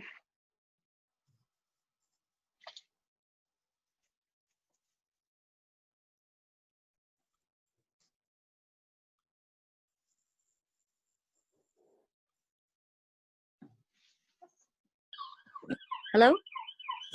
Hello, Yes. hello. Assalamu alaikum. Alaikum salam. Thank you very much, Professor and Dr. Ahmed, for this lovely topic.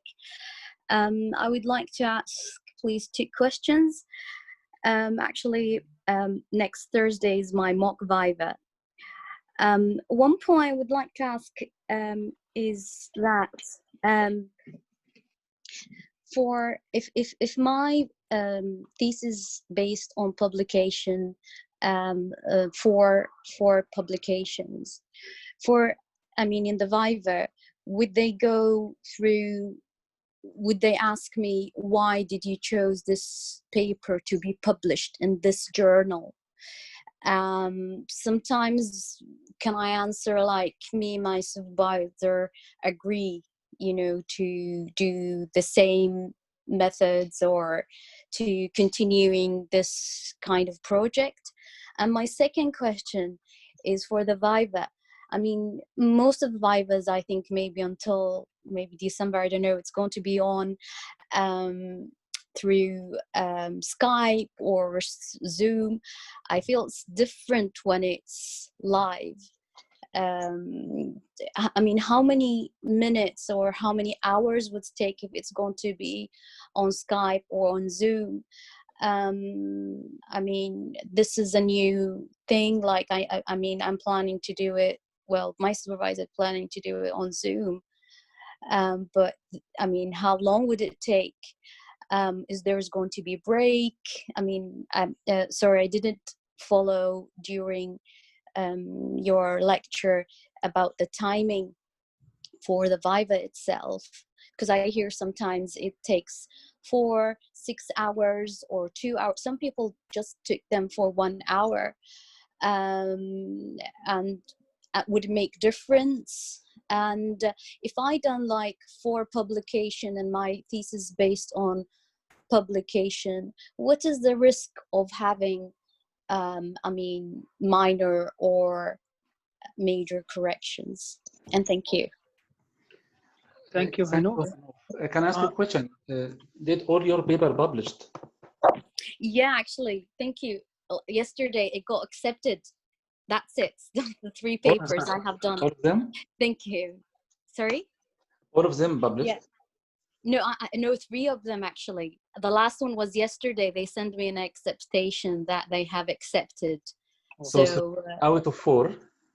Yes, yeah. I mean, the 4th one I was thinking of maybe after submitting my thesis, but still it is, I mean, it is going to be the same style and methods as the 3rd one. So this is why I mean, it's going to be the same journal I'm going to be submitting, but I cannot say that it's just like a manuscript.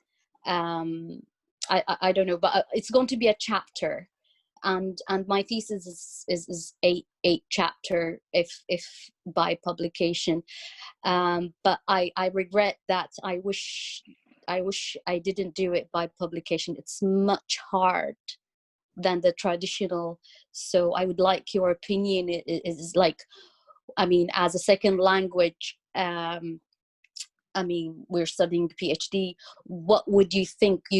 What do you recommend for us? You know, in the future. I mean, I'm done almost. Which is the best? Doing thesis by, is it the traditional or by publication? And thank you. Okay, thank you very much. First of all, I would like to say, mashallah, if you publish out of 4, if I am your external examiner, I can say that you should pass without correction because your research is already published. The questions of the examiners will not be related to why you choose these journals. I think the questions would be like general questions to be sure that you understand what you have published. So you need to give them evidence that this is your work, you understand this work is not your supervisor contribution only. So you need to show that you understand, you can defend well, even if the work is published. So this is the first point. So the question will be like a question about understanding the material published and the way to move this work forward in the future. This is the first point.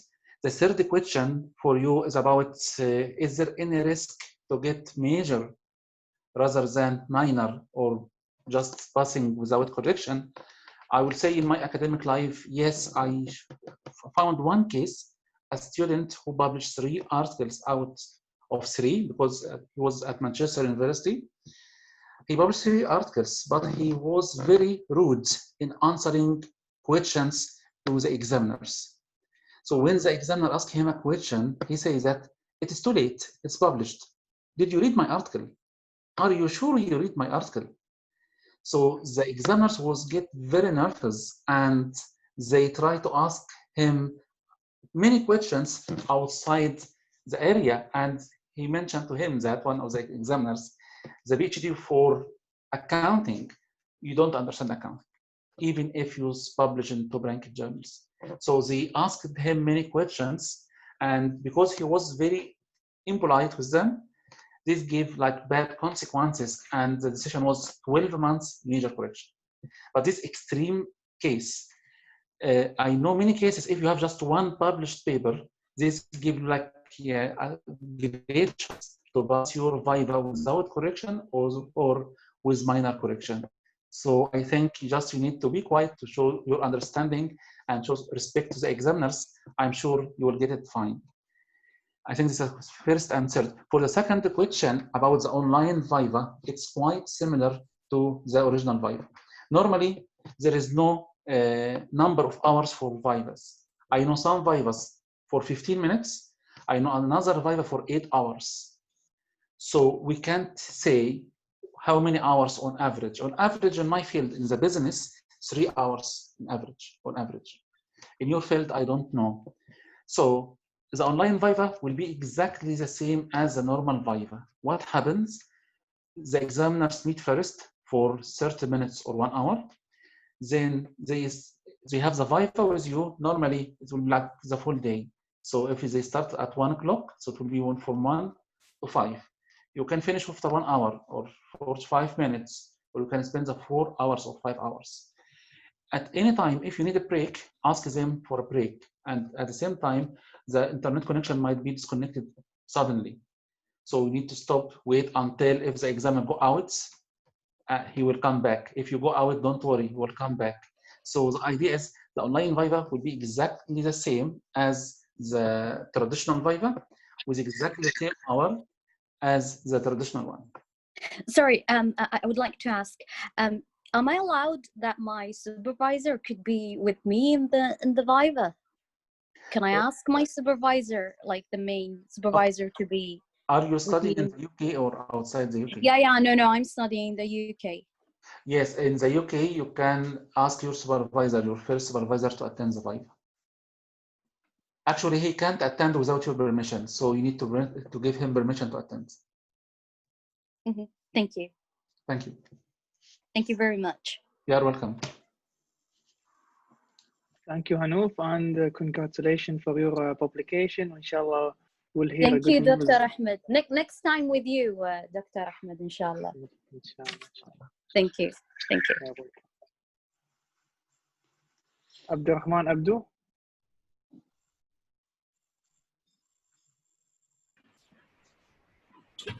Hello. Hello. Assalamu alaikum. I hope I'm audible. Can you hear me? Yes, we can. Yeah, actually, I have 2 questions, and the first question is not about the Viva Voice examination. It's about you know, the communication with the research guy. Actually, before I started my journey in PhD, here in India, there is lack of guides. So I had only one option, which was just only select that guide.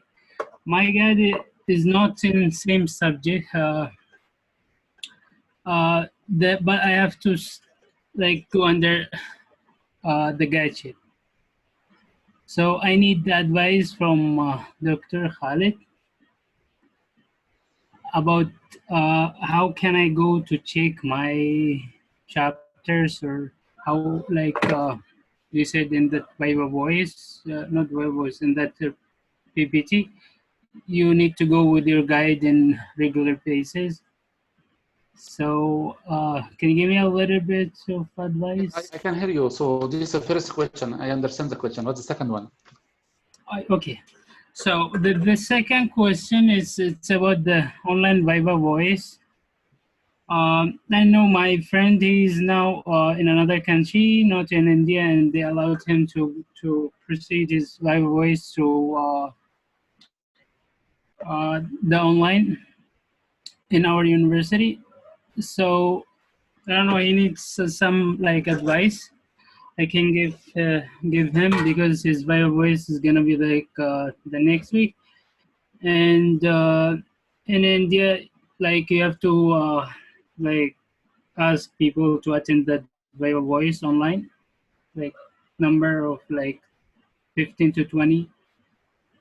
I don't know about that, but he asked me like if you have any friends they can join to bio voice. So what do you think what he can do like to organize his bio voice online? Okay, thank you. So the first question for your supervisor, if he is not on the same subject as yours, you need to check your work.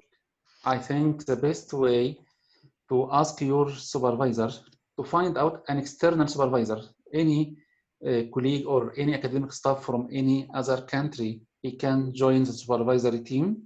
This one option. The second option, if you can attend research seminars, so you can present your work and get feedback from colleagues who are interested in your subject area. This will help to get some feedback on your research. And thirdly, I think you can learn by reading yourself and try to be sure that all your arguments are fully supported by the literature to be sure that what you have done so far is correct. For the second point, for the online Viva, my advice to friends is that he need to be sure that he can use the technology well. So he need to find a quiet place to have his Viva at home or outside home. So he need to be sure that he has a good computer to run this Viva, because the Viva takes 3-4 hours. So he need to have like a computer, install the software. If he is using Zoom or WebEx, he need to find out which software he will be using. If it's Skype, it's fine. He need to have like test with you as a friend to be sure that everything is working very well. If he want to invite people to attend, no problem, I'm happy to attend. And he can share like advert on his Facebook, invite people who are interested in his area to attend. And I think the organization of the online Viva should be the responsibility of the university, not the PhD students. I hope this helps. So thank you a lot for you and Dr. Ahmed. Really, we have learned so many things. It's really appreciated. You are welcome.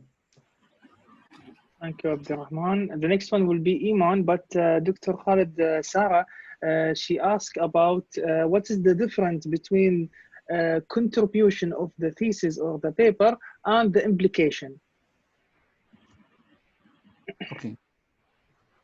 Okay, for the contribution, it means what new your thesis provides. So what the new ideas you provide to knowledge in your field. What is new in terms of the contribution?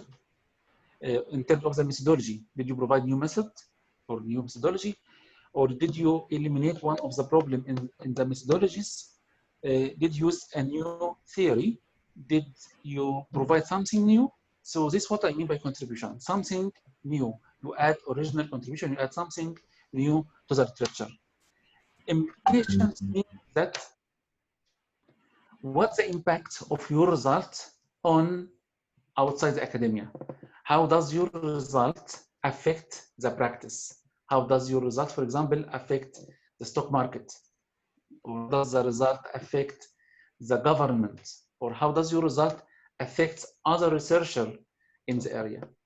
So contribution, what is new?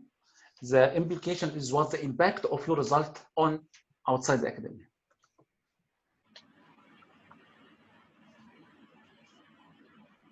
Thank you so much, Dr. Khaled.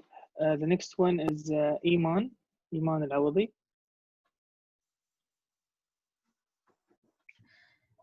Hello. Hello. Hello. Assalamu alaikum. Thank you so much for this presentation. I have 3 questions. So I'm at the process of submitting my thesis, but actually our university give us a choice, either go to the with the online Viva or wait until the coronavirus is finished. Do you think it's better to wait or go with online Viva? And my second question, sometimes in this thesis, we cited some paper, but actually we just took some introduction from it, or let's say some part from the method.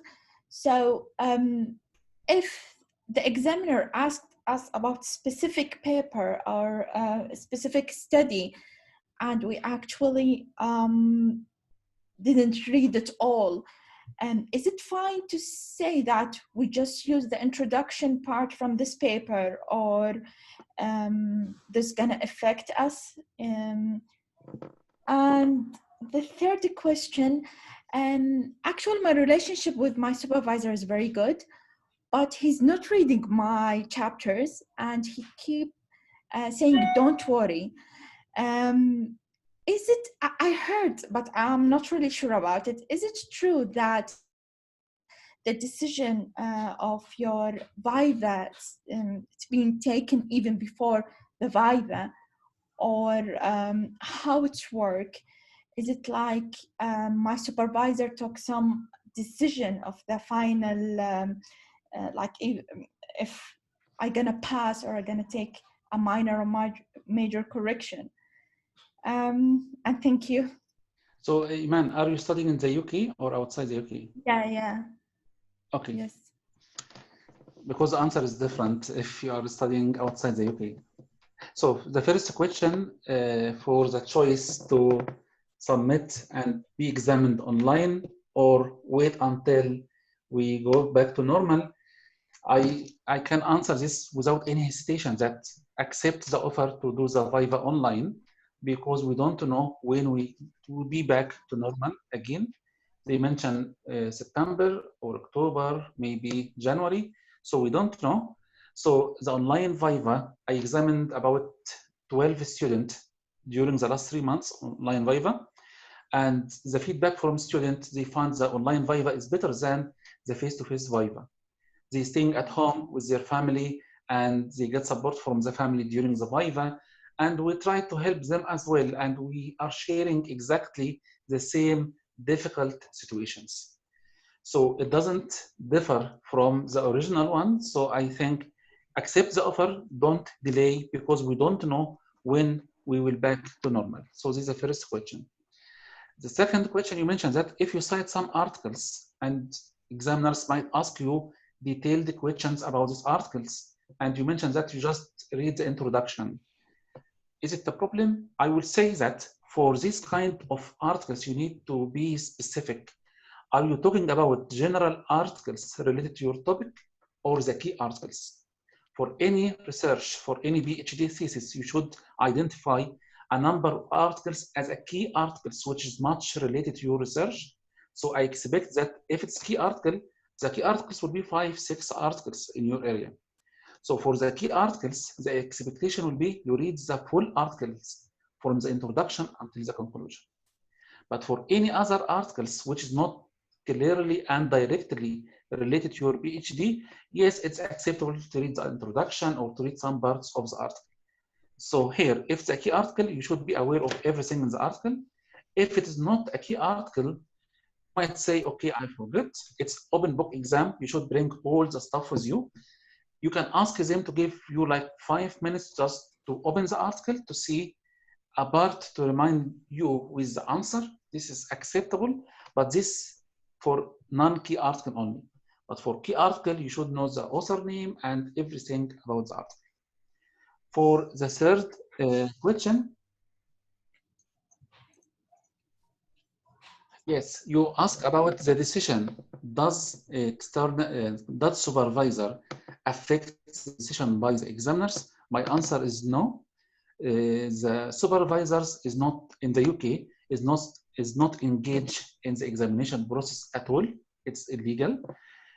At the same time, when you submit, the university sends your draft and the examiners examine the thesis, read it very quickly, and they write their report. It's called pre-viva report. They identify the strengths of the thesis and the weaknesses, and they provide professional decision.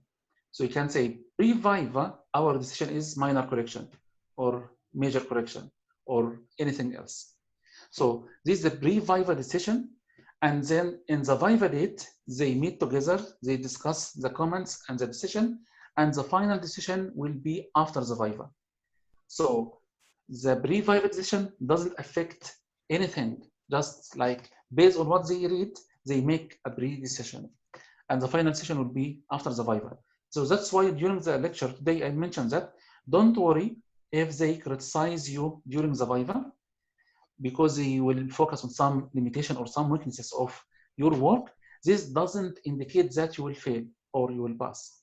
So the final decision will take into account your approach or your ability to respond to all their questions. Is it clear? Yes, it is. Thank you so much. You are welcome. Thank you for your Thank you, Iman. Dr. Mahmoud Bakr. Assalamu alaikum. Alaikum assalam. You hear me? Yes. First, I want to say thank you very much to our professor, Dr. Khaled. Dr. Khaled, I listened to this webinar before in Arabic, and you told us that by the end of the journey of PhD, there are problems occurred between the student and the supervisor. So what's your advice to overcome this? Is it before or after, at the end of the journey? By the end. During the journey, there are many things, but when you finished also, he has a different opinion, and he wanted to force his opinion. And you know the students are weak. They will accept in any way. In the viva, they will ask the student, and they will say this is the responsibility of the student. So how we can overcome this? We can say we don't accept your opinions or other thing. We don't know how we can overcome this. Okay, so normally we consider supervisor as advisor. He advises you to the right way to doing research. So if you feel that his advice doesn't make any sense, you need to ask him to help you, to give you some academic references to support his arguments. And you need to be sure that you understand these arguments and you are satisfied with these arguments. If you have different view, you can share with him this different view, and you need to try to support your different view by arguments as well and by the literature. So if there is evidence of support, this will reduce the kind of problems between student and supervisor. Also, if you present your work in any workshop or any seminars and get some feedback, you can share this feedback with the supervisor to say that yes, we are working on the right way, or there is some concern with other colleagues. The third point, if you submit your paper to any journal during the PhD journey, and if the paper is accepted, you say, Alhamdulillah, you are lucky. If it's rejected, it will come with some ideas to improve the quality of the work. So in this case, the work will be improved for life. Yeah. Thank you for this advice. Thank you so much. Thank you, Dr. Mahmoud. Thank you. Thank you, Dr. Mahmoud. And now Ala Hamid. Hello, can you hear me? Yeah. Yes. Assalamualaikum. Alaikum salam. Thank you so much, Doctor, and thank you, Professor, for this useful and informative session. My question is, I'm always stressed about. Ola, please, if you can raise your voice a little bit, please. Thank you. Is that okay right Yes. now? Is it okay? Okay. Yeah. So, as I mentioned, thank you so much for this useful and informative session.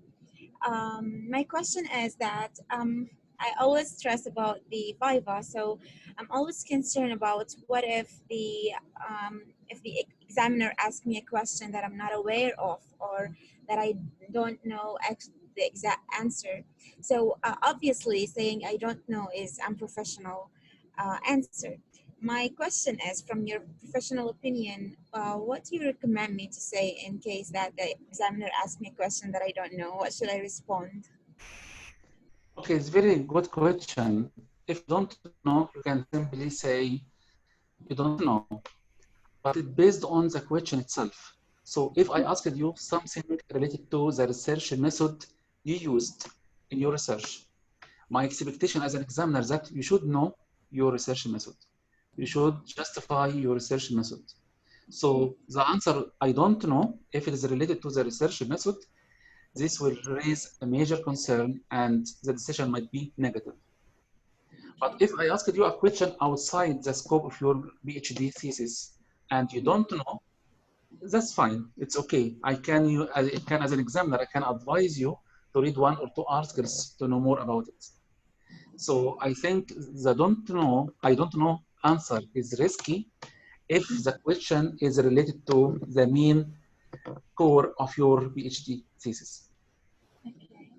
Thank you so much. You are welcome. Moha? Yes. Hello? Yes. Can you hear me? Yes. Yes. Thank you, Dr. Ahmed and Professor Khaled, for organizing this invaluable seminar.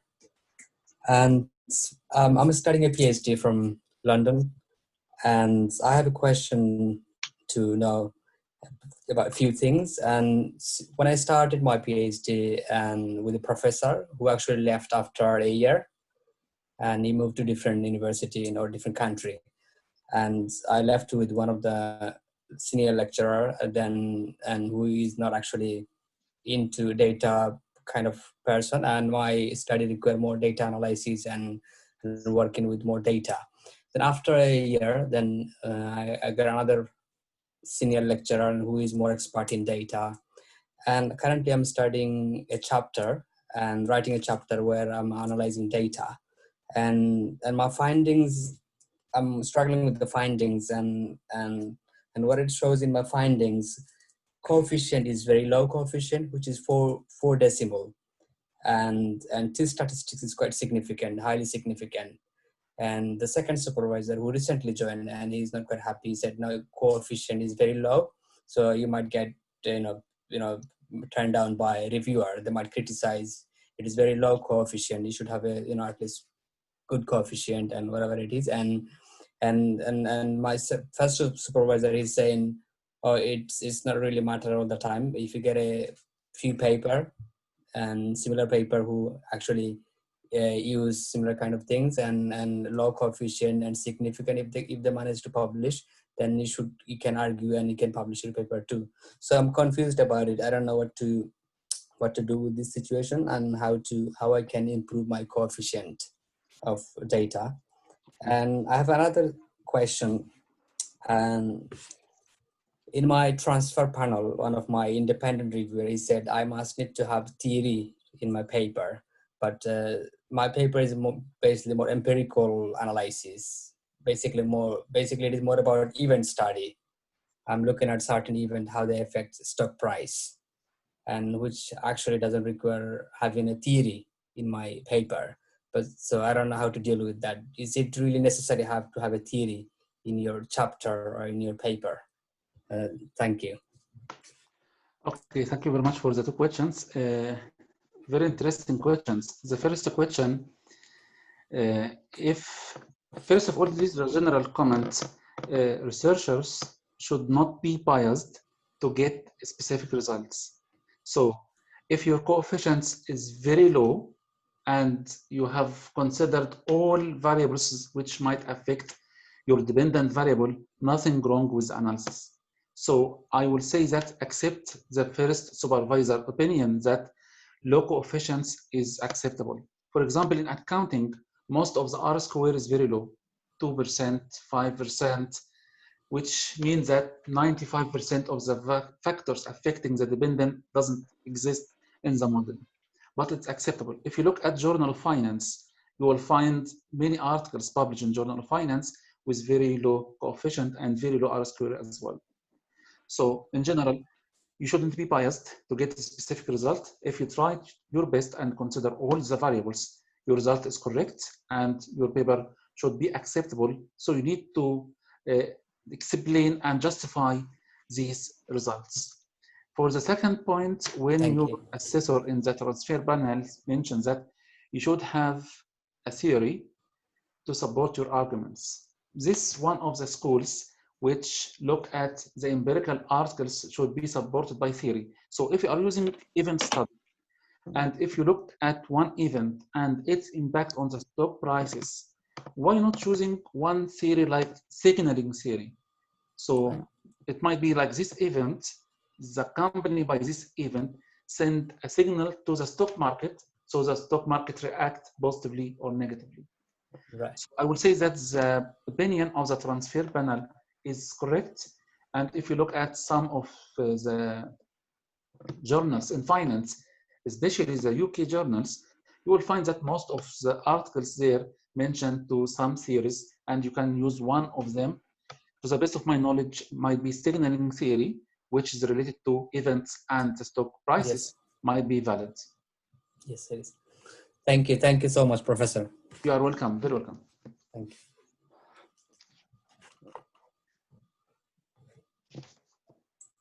Hello, Reem. Hi, good evening. Good evening. Excuse me, Doctor. First of all, thank you for your efforts. And I have actually two questions. First of all, you have mentioned to read the top rank journal. So I want to ask which the database can helpful for this rather than SDL. And the second question, my PhD will start inshallah in 6 months. So I need some advices to, I feel like some losting because my master degree was courses in USA and PhD will gonna be in UK. So I need some advices to prepare before I start actual my PhD. Thank you so much. What's your field of study, Reem? Marketing. Okay. Okay, so first of all, for business study, the most top-ranked journals list is, so if you search on the internet, ABS 2018, and you'll find journals are ranked in the business field, including marketing, 4-star, 3, 2, 1. So I will advise you to look at journals in 4 and 3-star in the marketing field. Also, we have another rank, which is ABDC. So if you search ABDC, I think the last rank was in 2017. It will be updated shortly. Again, AB is top-ranked journals, CD is low-ranked. So as a starting point now, you can look at ABDC and ABS, 4 and 3-star, A and B ranks. So this is the first point. The second point, the starting PhD, you need to prepare yourself for starting. Your question now indicates that you are very keen. You will be well prepared when you start. So the best start here is just to read top-ranked journals in the field to know what topics they are discussing nowadays. You will not read the full article, just if you read the title and the abstract, you get some clue and some ideas about the new research areas. If you like the research, you can read the introduction and read the conclusion. By reading the conclusion, you will find the research limitations, which is the research gaps, and future research or some ideas for future research. This will help you a lot to have like a complete set of ideas which has not been discussed before. Also, try to search for review articles, journals. Some journals, some academic journals published review articles. So in these review articles, you will find a comprehensive literature review about one of the research interests you are interested in, so you can see how people write the literature review. Also, before you start, if you look at YouTube videos, go to the YouTube, just search for how to write a critical literature review. You will find many videos explaining to you the meaning of critical literature and how to write the critical literature review. Because the first task in the first year will be the literature. So I think this is a starting point. Also, you can read any textbook in your field. I'm not in marketing, I'm accounting, but you can ask your professors in your university now what is like the key authors in the marketing field. So you can follow, let's say, the Twitter or the LinkedIn or the Facebook websites of the key authors, try to see what are the new areas of research they are discussing. So if you look at the top ranked journals, you can identify yourself key authors, search for their publication over time. You can use the Google Alert to alert you with any idea related to your research topic. So I think this is a good start, and also based on your English language, you can start some English courses. This might improve your ability to start your PhD successfully with a good start. Plus, if you can attend any academic writing course, this also will improve your ability to finish your PhD within a short period of time. Thank you so much, I really appreciate it. You are welcome. EBL.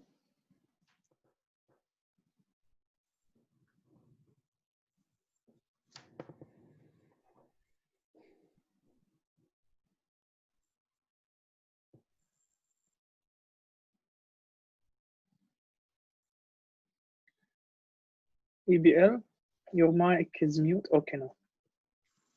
Hi. Hi. Yeah. Good evening. Thank you so much for this presentation. I just was wondering about the critical writing. What you mean exactly? If they're like, because I attend many courses about critical writing, but I was wondering if there's difference between the qualitative research and quantitative research about the literature review.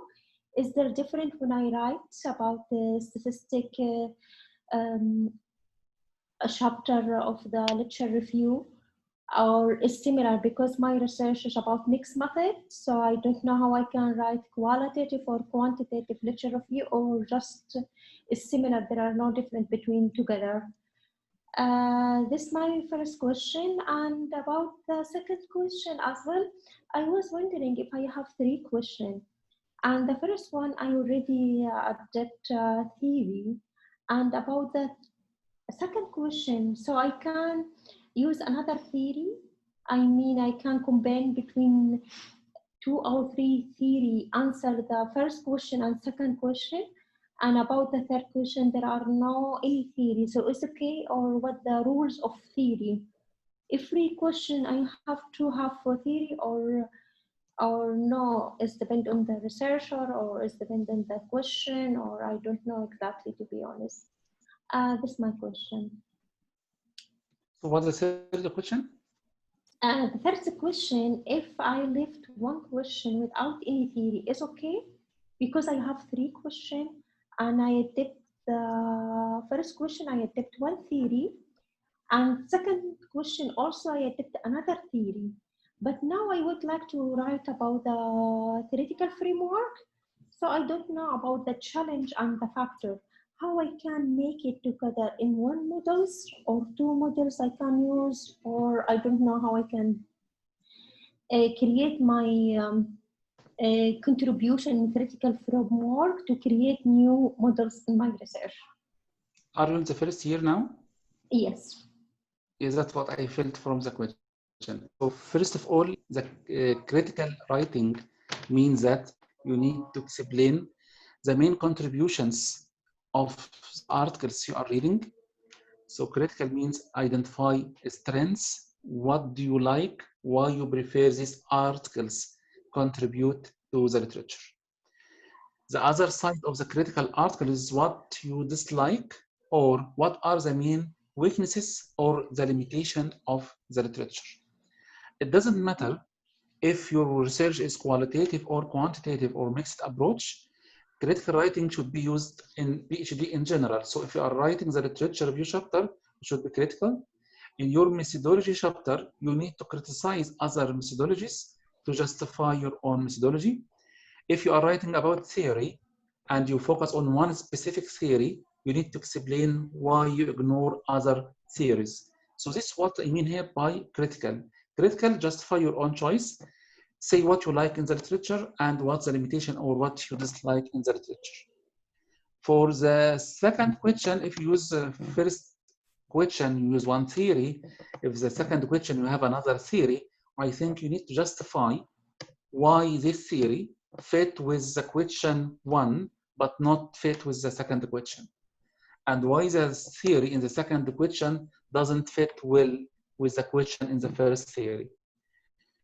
To write your theoretical framework, I think you need to finalize first your literature review chapter, because after finalizing the literature review, identifying the gap, you will build your conceptual framework. Once you have the conceptual framework, you can find out which theory you will be used to answer the first, second, third question. Okay, thank you. Can I ask another question, please? Yes. Okay, thank you so much for your answer. What's the difference between conception critical and critical about concept critical framework and critical framework? Okay, what's your field of study? Technology application. I give you just one example from the accounting field. In accounting, we have a theory called agency theory.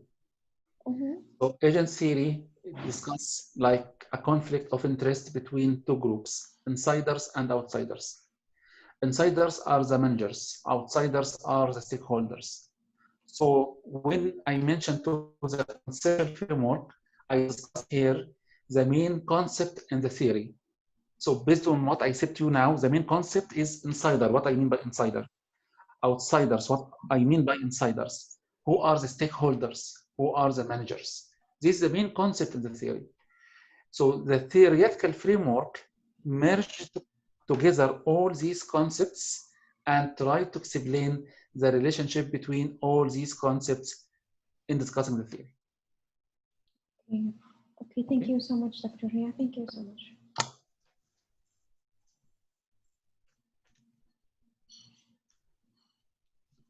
So next question. Assalamu alaikum, sir. Alaykum assalam wa rahmatullahi wa barakatuh. Dr. Ahmed, you are muted. Sir, my question is Alaykum assalam, Adman. Sir, how are you? Hello. Alhamdulillah. Can you listen me, sir? Yes, I can hear you. Sir, you said that 4 or 3 publications can lead you complete your thesis. So, in the same stream with minor developments, or it can be a different categories constituting theory. I'm sorry, can you repeat the question again? 4 topic must lead the theory completely with as a component, separate component, or one theory with different issues additionally can contribute a mega picture of the theory. Okay, so there is different schools of thought here. So some schools prefer just one theory to be used to develop the research hypothesis. Others believe in multiple theory, so you can use more than one theory to develop your research hypothesis. So it's different school of thoughts. Sir, okay, right, sir. Thank you. Second, yes, go ahead. If I contribute a theory, for example, we are on the capital structure, that I want to show how the suitable capital structure with with the help of these methodologies, mathematical methodologies. I can express all these. So now after the COVID, I set different additional theories along with that. So the paper which is we can prepare 4 papers immediately to the publication to the publication process, which can provide us in a very short time the total 4 required quantity. So I'm really sorry. Can you repeat the last part of the question again?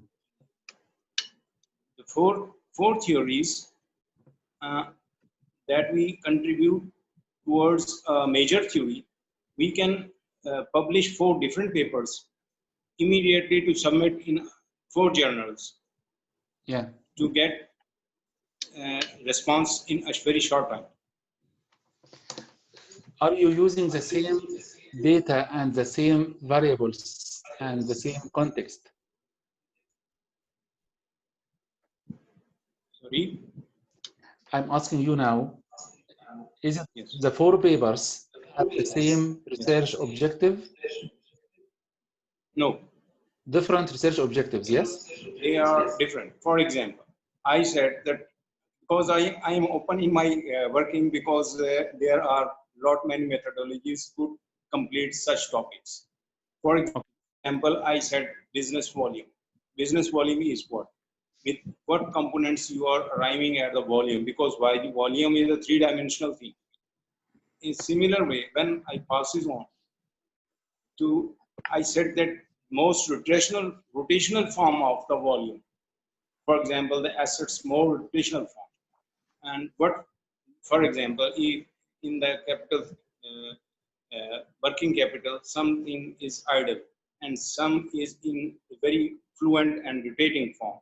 So I can differentiate the most rotational assets and the idle one, which is in a specific. So in this way, I can contribute relating theories, 2 or 3 or 4. So, hello. Okay, so what I understand now, you have 4 papers on capital structure, and in this paper you have different series, and the objective of each paper is different from the other paper. I think in this case you have 4 separate papers. You can submit them to separate journals, but try to be sure that there is no overlap between the 4 papers.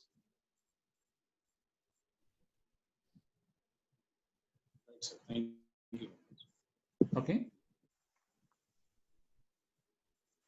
Thank you, Ajmal. Mohammed Janai. Assalamu alaikum. Alaykum salam.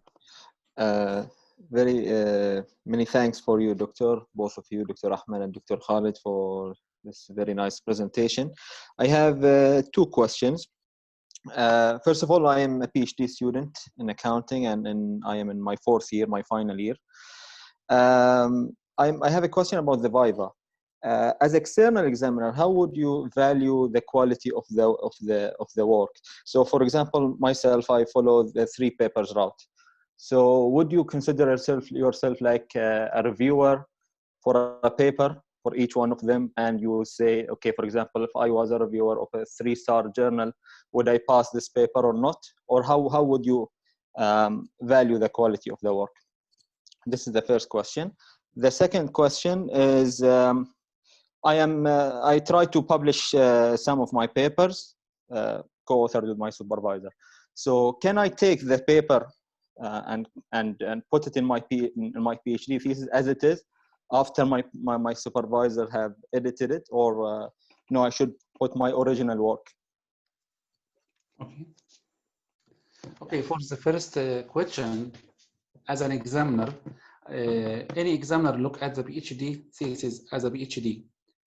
We don't consider PhD chapter as a 3-star paper.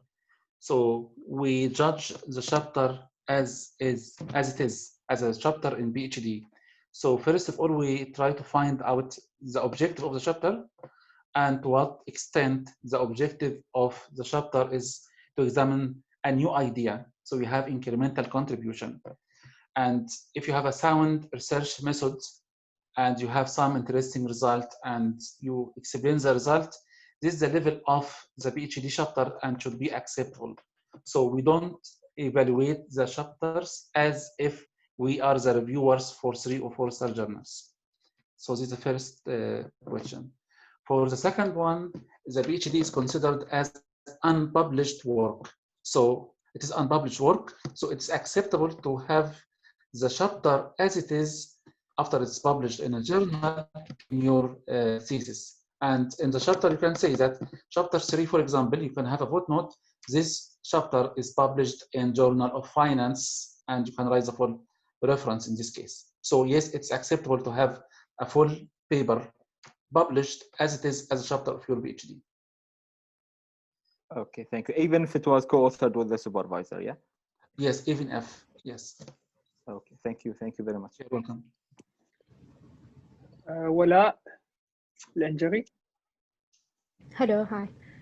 I have one question, and is it about systematic literature review? I'm in my PhD, and I choose the three research paper based for doing my research. So my question, my first paper is about systematic literature review, and according to my research question, I haven't found that many papers that meet my criteria. So I ended up with around 20 or 30 papers. So is it okay or no? If not, how can I defend that in my upgrade? By the way, I'm studying in Reading University. Thank you.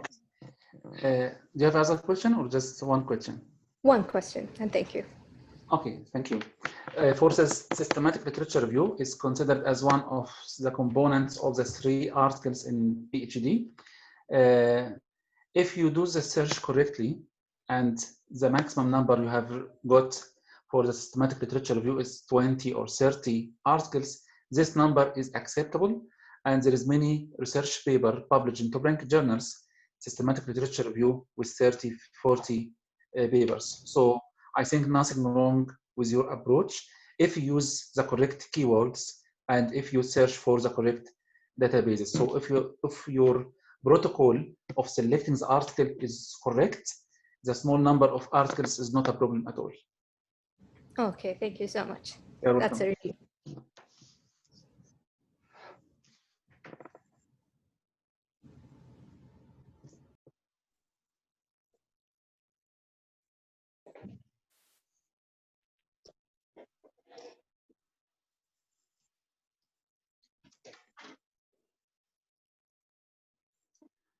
دكتورة نبيلة نعمان تفضلي. Good afternoon, everyone. Thank you, Dr. Khaled, for your enlightening presentation. As usual, it's a great opportunity to attend one of your sessions. I appreciate the invitation and the initiative of Dr. Ahmed. I have a few questions. The first question, you mentioned in your presentation that the PhD students should make sure to update their literature. What if, or in case you have a paper-based PhD and you already published part of your work during the first years of your PhD, where do you put this update? In the paper-based, you have the introduction, as far as I understand, introduction, and then the papers you published, you put them as is, and then the conclusion. So where do you put this update? Specifically in my case, I have a published paper at the start of my PhD, and at that point of time, there was no specific accounting standard related to my research topic.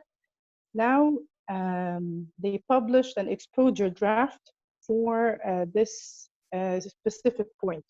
So where do I mention this part? This is my first question.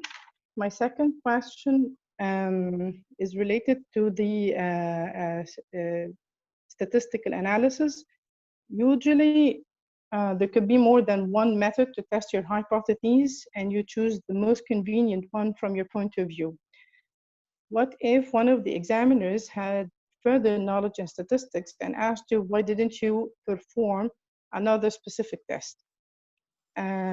Also, another related question to this one, what if you use, for example, AMOS or SPSS, and your examiner thought that STATA or R would be better softwares and would provide more accurate results? This is the second one. The third one and the last one would be the last one. What if one of the examiners asked you, why didn't you use a specific theory that he thinks is related to your work, yet you were not exposed to this theory? That's it. Thank you so much. Thank you very much. For the first question, I have mentioned that if it is paper-based or traditional PhD, students should update their literature. But I totally agree with you. If it is paper-based and the paper is published, how can you update the literature? This point will be up to the examiners. So some examiners might accept the paper as it is. So it is published. You can't make any change in the thesis in this case. Other examiners might say that regardless of the paper is published, I am considering this now as a chapter in your PhD, and this should be updated. So if the examiner insists that this should be updated in the PhD thesis, regardless of the draft of the published paper, will be totally different from the chapter, this will be acceptable. So I think update is necessary for the PhD. So let's say you publish in 2019 and you defend your PhD in 2021. One of the paper published and you need to update the literature. I think nothing wrong if you add a paragraph about the new paper if it is much relevant to your work. So for the PhD unpublished work, you still have chance to update the literature even if a significant part of the PhD is published as a research article. So this is the point. For the second point, for the analysis, if you are using any method for the analysis, you should justify why you choose this method. So for example, if you are using OLS regression, you need to explain why OLS regression. You need to explain that you have understand well the assumptions related to OLS. You consider all the assumptions, and your answer shows that these assumptions are valid for your data, and OLS is the best model for your case. If you are using GMM, you need to explain why. So whatever the method you are using, you have to justify. Otherwise, you might find the examiner say that it is a wrong method for the analysis, and this makes a big trouble for you. In terms of using SPSS or STATA or R, this is mainly based on which regression model you are using. So if you are using OLS, yes, that's fine. You can use SPSS or STATA or R, you will get exactly the same results. But if your data and your topic requires more advanced techniques like GMM, no way, you have to use STATA or eViews or more advanced softwares to identify. The third question about theory, I think your chosen theory should be supported. So normally what we ask a student to do, to survey all the theories related to their topics. You need to criticize these theories and to provide like evidence and narrative that these theories are not valid for your research problem, and the chosen theory should be clearly justified. So if you justify well your theory and criticize other theory, you will not find an examiner saying that you choose the wrong theory. So I think more justification why you consider the theory and why you didn't consider others, including the one which might be mentioned by the external examiner. This will help you to answer this point or consider this point in your research. Okay, so it's mainly that I have to make sure that I justify whether my statistical analysis, the method that I used, or the theories. Of course, I have to justify why I chose this theory and not the others. But I'm mentioning that maybe something related from another topic, like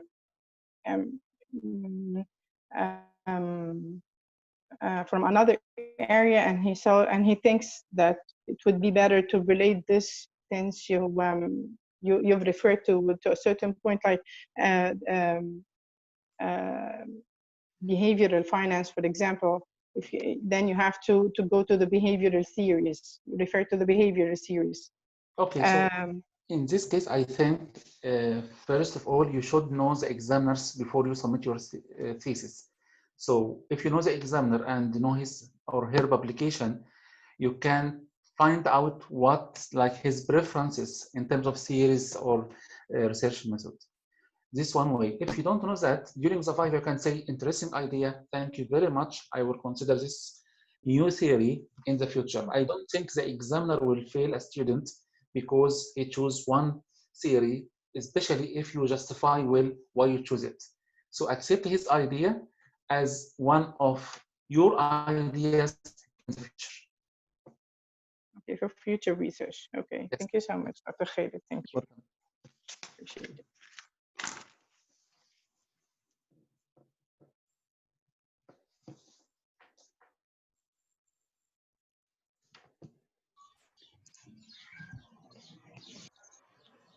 رضا تفضل او تفضلي. Yes. السلام عليكم. عليكم السلام ورحمة الله وبركاته.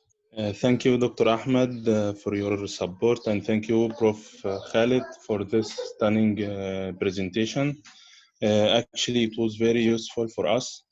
But sorry, I have two questions. Yes. The first one, if I published 3 papers in my PhD, this published paper, especially in high-ranked journal, may help me to pass the Viva or not. Okay. The second one, if my topic related to many branches, I mean environmentally, chemically, because I'm PhD civil engineering, but my topic related to environmental and chemical, maybe material, but my supervisor and my co-supervisor also civil engineering only. So I faced many trouble to get a lot of information about chemical and environmental branches. So my question now in my Viva, if the examiner asks me about these branches, it's essential to answer all of question or go inside the environmental and the chemical branches or not?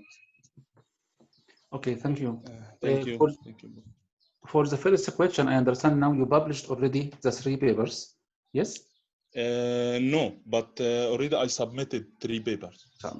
So if you manage to publish the 3 papers, this will be like increase your chance to pass your Viva without any correction if the paper is published. But this is subject to your ability to defend well the ideas and the contributions of these 3 papers. The second point about your topic is related to other branches. I think this point should be discussed with the supervisor. So the supervisor can choose the examiners which are much related and much close to your main area of interest, to be sure that you will ask you within your field rather than the related fields. Yes. Thank you. Thank you, Prof, for your support.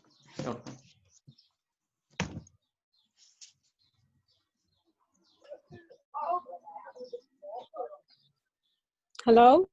Hello. Hi, Dr. Khaled, and thank you for this good lecture. My question is that I'm in my way now for choosing my supervisors, but I need your recommendation for choosing the external examiner. Is he supposed to be like, is it better to be like focusing in your research area or not? Because my research, like I'm doing like something clinically more than biological research, so it's better to choose like clinician, external supervisor, or just like a biologist, if you get me. Yes. I think choosing the exam, you asked about examiner or supervisor? Sorry, external examiner. Yes, I think the best way to choose external examiner, to choose someone you cite their work, their research articles in your thesis. So Okay. someone you are extending their work, and at the same time ask your supervisor, because choosing the external will be by the first supervisor. So your supervisor will choose one of his like friends or colleagues in other university. So he will know his publication or her publication well, so he can expect their questions in the Viva. They know their examination style. So don't choose, just leave your supervisor choose the best supervisor for you, because your supervisor know you very well. They know the strongest point in your PhD, the weakest point, and based on their experience and their relation with you as well, they can choose the best supervisor which fit well with your topic. Okay, so thank you. Another question, the last question.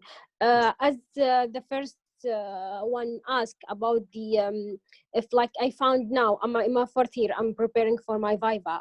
I didn't submit it yet, but I found like some published work, which is like very resemble to my work. So I think actually any examiner will like come with this work and ask me, what have you done like apart from this thing, you know? What my answer should be if I got like something like very resemble to my work. You know what I mean? Like I can't say it supports my work, but what is the difference? Because the paper I found is like very the same thing. It's very the same. Is it a recent paper or old one? Recent actually. So it's 2019. Was it available on public domain, like in a conference or any website before? No, they just published it like 2019. So it's like the same thing. And then I started my PhD in 2017. Okay, so this might be considered as a good news for you, because it indicates that you are working on one of the hot research topics nowadays. Okay. And in this case, I think you need to explain what are the key differences between your results and their results, your approach and their approach, your method and their method, your objective and their objective. It shouldn't be exactly the same, I'm sure. The problem, yeah, actually, yes. Yes. The only problem might be if this paper published in 2019 and it was in public domain in 2015 when you started. But if you are sure it was not, so I think this will be considered as something good. You are working in a hot topic, and this topic, like people are publishing nowadays. So this is something good, but you need to explain the difference. So I should like try to defense using that. It's like it's very recent work and it's very updated subject. Yes, yes, and even you need to include this paper in the literature review, and yes. You can write a footnote explaining that, like 3 months before submission, you find this paper is published. It's quite similar to yours, but your paper is different in a number of ways. You can explain, and finding chapters, the last chapter of your PhD, explaining your chapter, your findings is quite similar or different from this recent paper. In a footnote, you can say that this paper is published in this date and it was not available in the public domain. It's the fact is that in different country or different clinical center, it could be like a difference, a good difference. I should mention. Yes, of course, yes. Okay, thank you, Dr. Khaled. You are welcome, very welcome.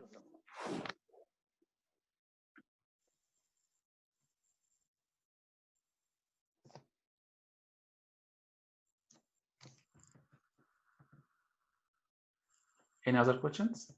Dr. Ahmed?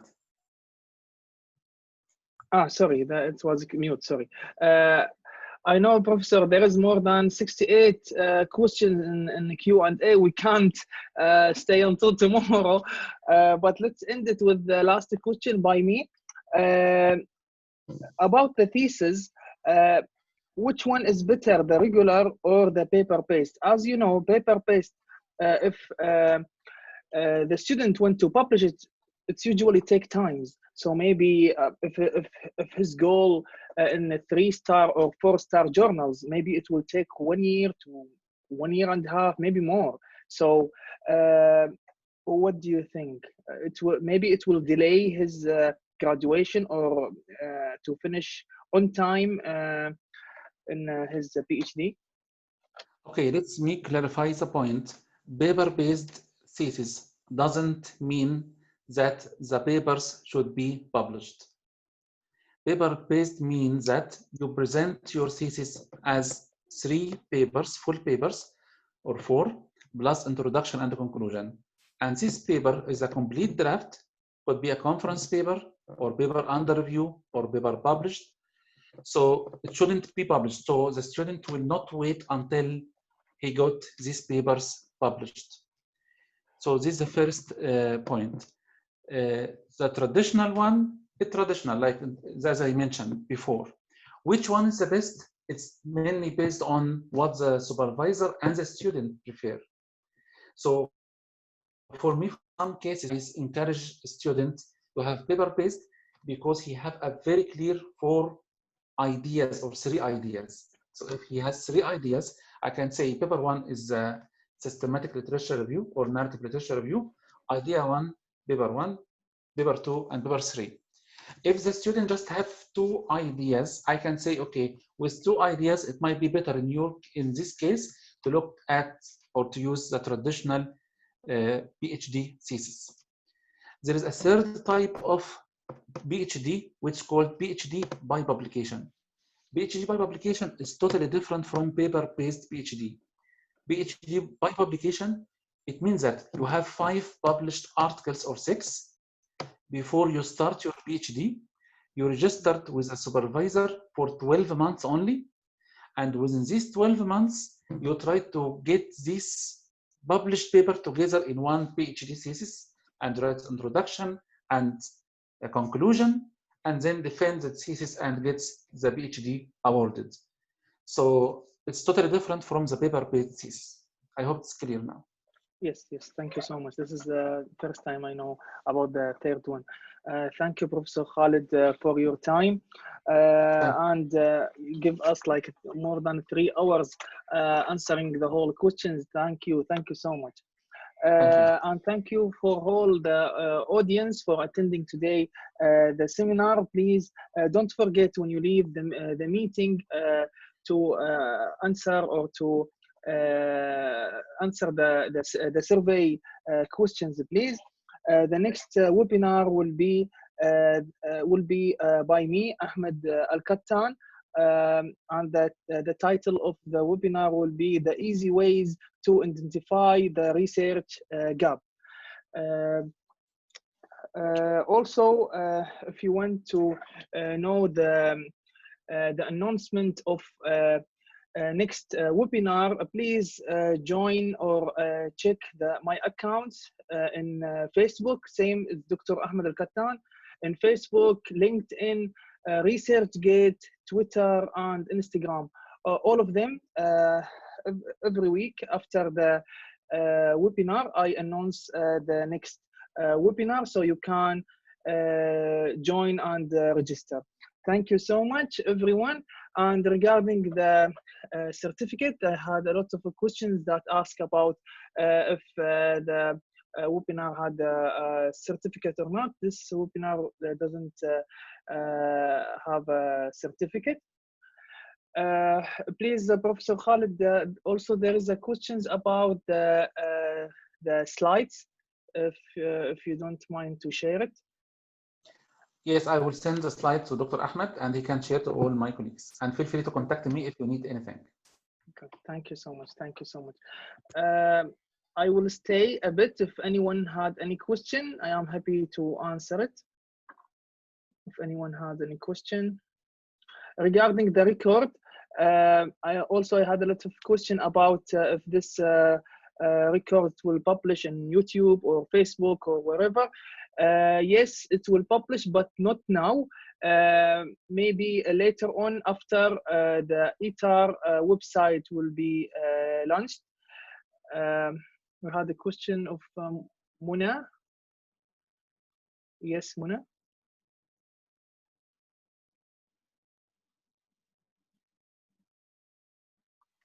منى الشباني.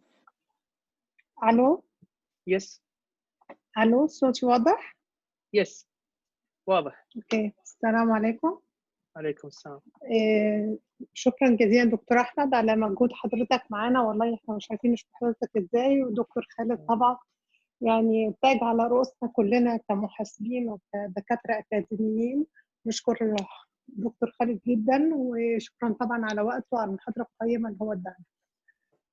كنت عايزه اسال دكتور خالد لو سمحت اذا كان ممكن في 3 حاجات عايزه اتكلم فيهم. أول حاجة لو في كتاب يكون سهل وبسيط عن ريسيرش ميثودولوجي في الأكاونتنج. تاني حاجة كنت عايزة أتكلم فيها برضو، طبعا حضرتك عارف إن في عندنا مشكلة كتيرة في الأوديتنج بالنسبة لأبحاث الأوديتنج. لما بيكون في كويشنير ما بنعرفش إن إحنا طبعا في كتير بيبقى فيه تجاهل وفي رفض وحاجات زي كده، وده طبعا بيخلي فيه صعوبة في الريسيرش. ففي فكره جات لي اللي هو زي الزوم اللي احنا بنعمله، زي ما حضرتك طبعا واكيد يعني استاذتنا في الموضوع ده، ساعات بنعمل استقصاء كده مثلا ايه رايكم في ميعاد المحاضره الجايه، وبنعمل وبيتبان على طول اجابه. طب ليه ما بنستعملش ده الاسلوب ده في الكويشنير يعني؟ وبعدين دكتور مثلا احمد ودكتور خالد عندكم ما شاء الله يعني كوكبه من الدكاتره والاكاديميين والمراجعين اللي ممكن ان احنا نستغلهم، يعني نستغل علاقتنا بيهم ونستعملهم في حاجه زي كده. يبقى في لو في اي بحث نعمل كوتشنير على طول، نعمل جلسه الكوتشنير ده ويتوزع ويقولوا ارائهم، يبقى احنا لمينا الموضوع في ساعه يعني. ده يبقى شيء رائع طبعا. الحاجه الثالثه اللي كنت عايزه اتكلم فيها الدكتور خالد طبعا قدوه وهامه وقامه، وطبعا انسبيريشن جدا لاي حد عايز يدخل المجال ده او لسه بادئ او هو فعلا اوريدي في المجال. ف يا ريت لو هو يقدر ان هو يخصص لنا محاضره تكون بالعربي مش بالانجلش، يقول لنا الصعوبات اللي واجهته لما اتنقل من مصر راح اليو كي كلغه وكاسلوب دراسه وحاجات كتير جدا اكيد واجهته، واكيد يعني completely different طبعا اكيد بين هنا وبين هنا. فيا ريت لو هو يقول لنا ازاي عمل كل ده. ده هيكون شيء انسبيريشن جدا للجميع يعني في كل الليفلز يعني. شكرا جدا جدا ليكم، وشكرا لسعة صدركم انكم سمعتوني، وشكرا لمجهودكم وجزاكم الله كل خير. شكرا دكتورة منى جزيلا على هذا الكلام الطيب عني، وربنا يجعلني كذلك فعلا. أشكرك جزيلا. بالنسبة لأسئلة حضرتك، السؤال الأول أو الطلب الأول كتاب في ريسيرش ميثودولوجي ان اكاونتنج، إن شاء الله أبعته لك اليوم بإذن الله عن طريق الفيسبوك. الفكرة الثانية موضوع الاستقصاء من خلال مثلا قاعة زوم، فكرة طيبة جدا، وخصوصا احنا عدد الحضور عندنا النهارده حوالي 120، كان 200 في بداية المحاضرة. ففكرة طيبة. وصل 400 دكتور يعني ما شاء الله. 400 ما شاء الله ما شاء الله. زي كمان على مستوى دولي حضرتك يعني، مش نعم على مستوى دولي. نعم. كمان حضرتك انا لما في اي باحث بيعمل اي كوتشنير بيبعته لي بحطه على صفحاتي على الفيسبوك، وبشجع الناس ان هي تعبي هذا الكوتشنير. فممكن برضه عن طريق برنامج زوم وعن طريق الفيسبوك تويتر ولينكد ان اقدر اساعد ان شاء الله لو في اي كوتشنير اوزعه باذن الله. الفكره الثالثه انا موافق عليها لو دكتور احمد موافق، نعمل محاضره باللغه العربيه عن خبرتي من ساعه ما جيت بريطانيا والصعوبات اللي واجهتني من ناحيه الدكتوراه، من ناحيه الماجستير، من ناحيه النشر الدولي. محاضره باللغه العربيه ما عنديش اي مشكله خالص فيها ان شاء الله. لو الدكتور احمد موافق انا موافق ان شاء الله. ما في مشكله ان شاء الله. ان شاء الله باذن الله باذن الله ان شاء الله ما عندي مشكله. الله يعطيك العافيه. في اي سؤال ثاني قبل لا ننهي المحاضره؟ والله اشكركم، بس يا ريت موضوع الويبينار ده يبقى يعني موضوع ان احنا من الاستقصاء عن طريق زوم يعني فعلا هيبقى شيء جميل جدا. ويا ريت يعني تبقوا سباقين بحاجه زي كده، يعني هيبقى مفيد بشكل غير طبيعي. ان شاء الله يا دكتور باذن الله. ان شاء الله. ميرسي يا دكتور، ميرسي لحضرتك، ميرسي دكتور احمد، الف شكر لحضرتك. حياك الله. اجمل.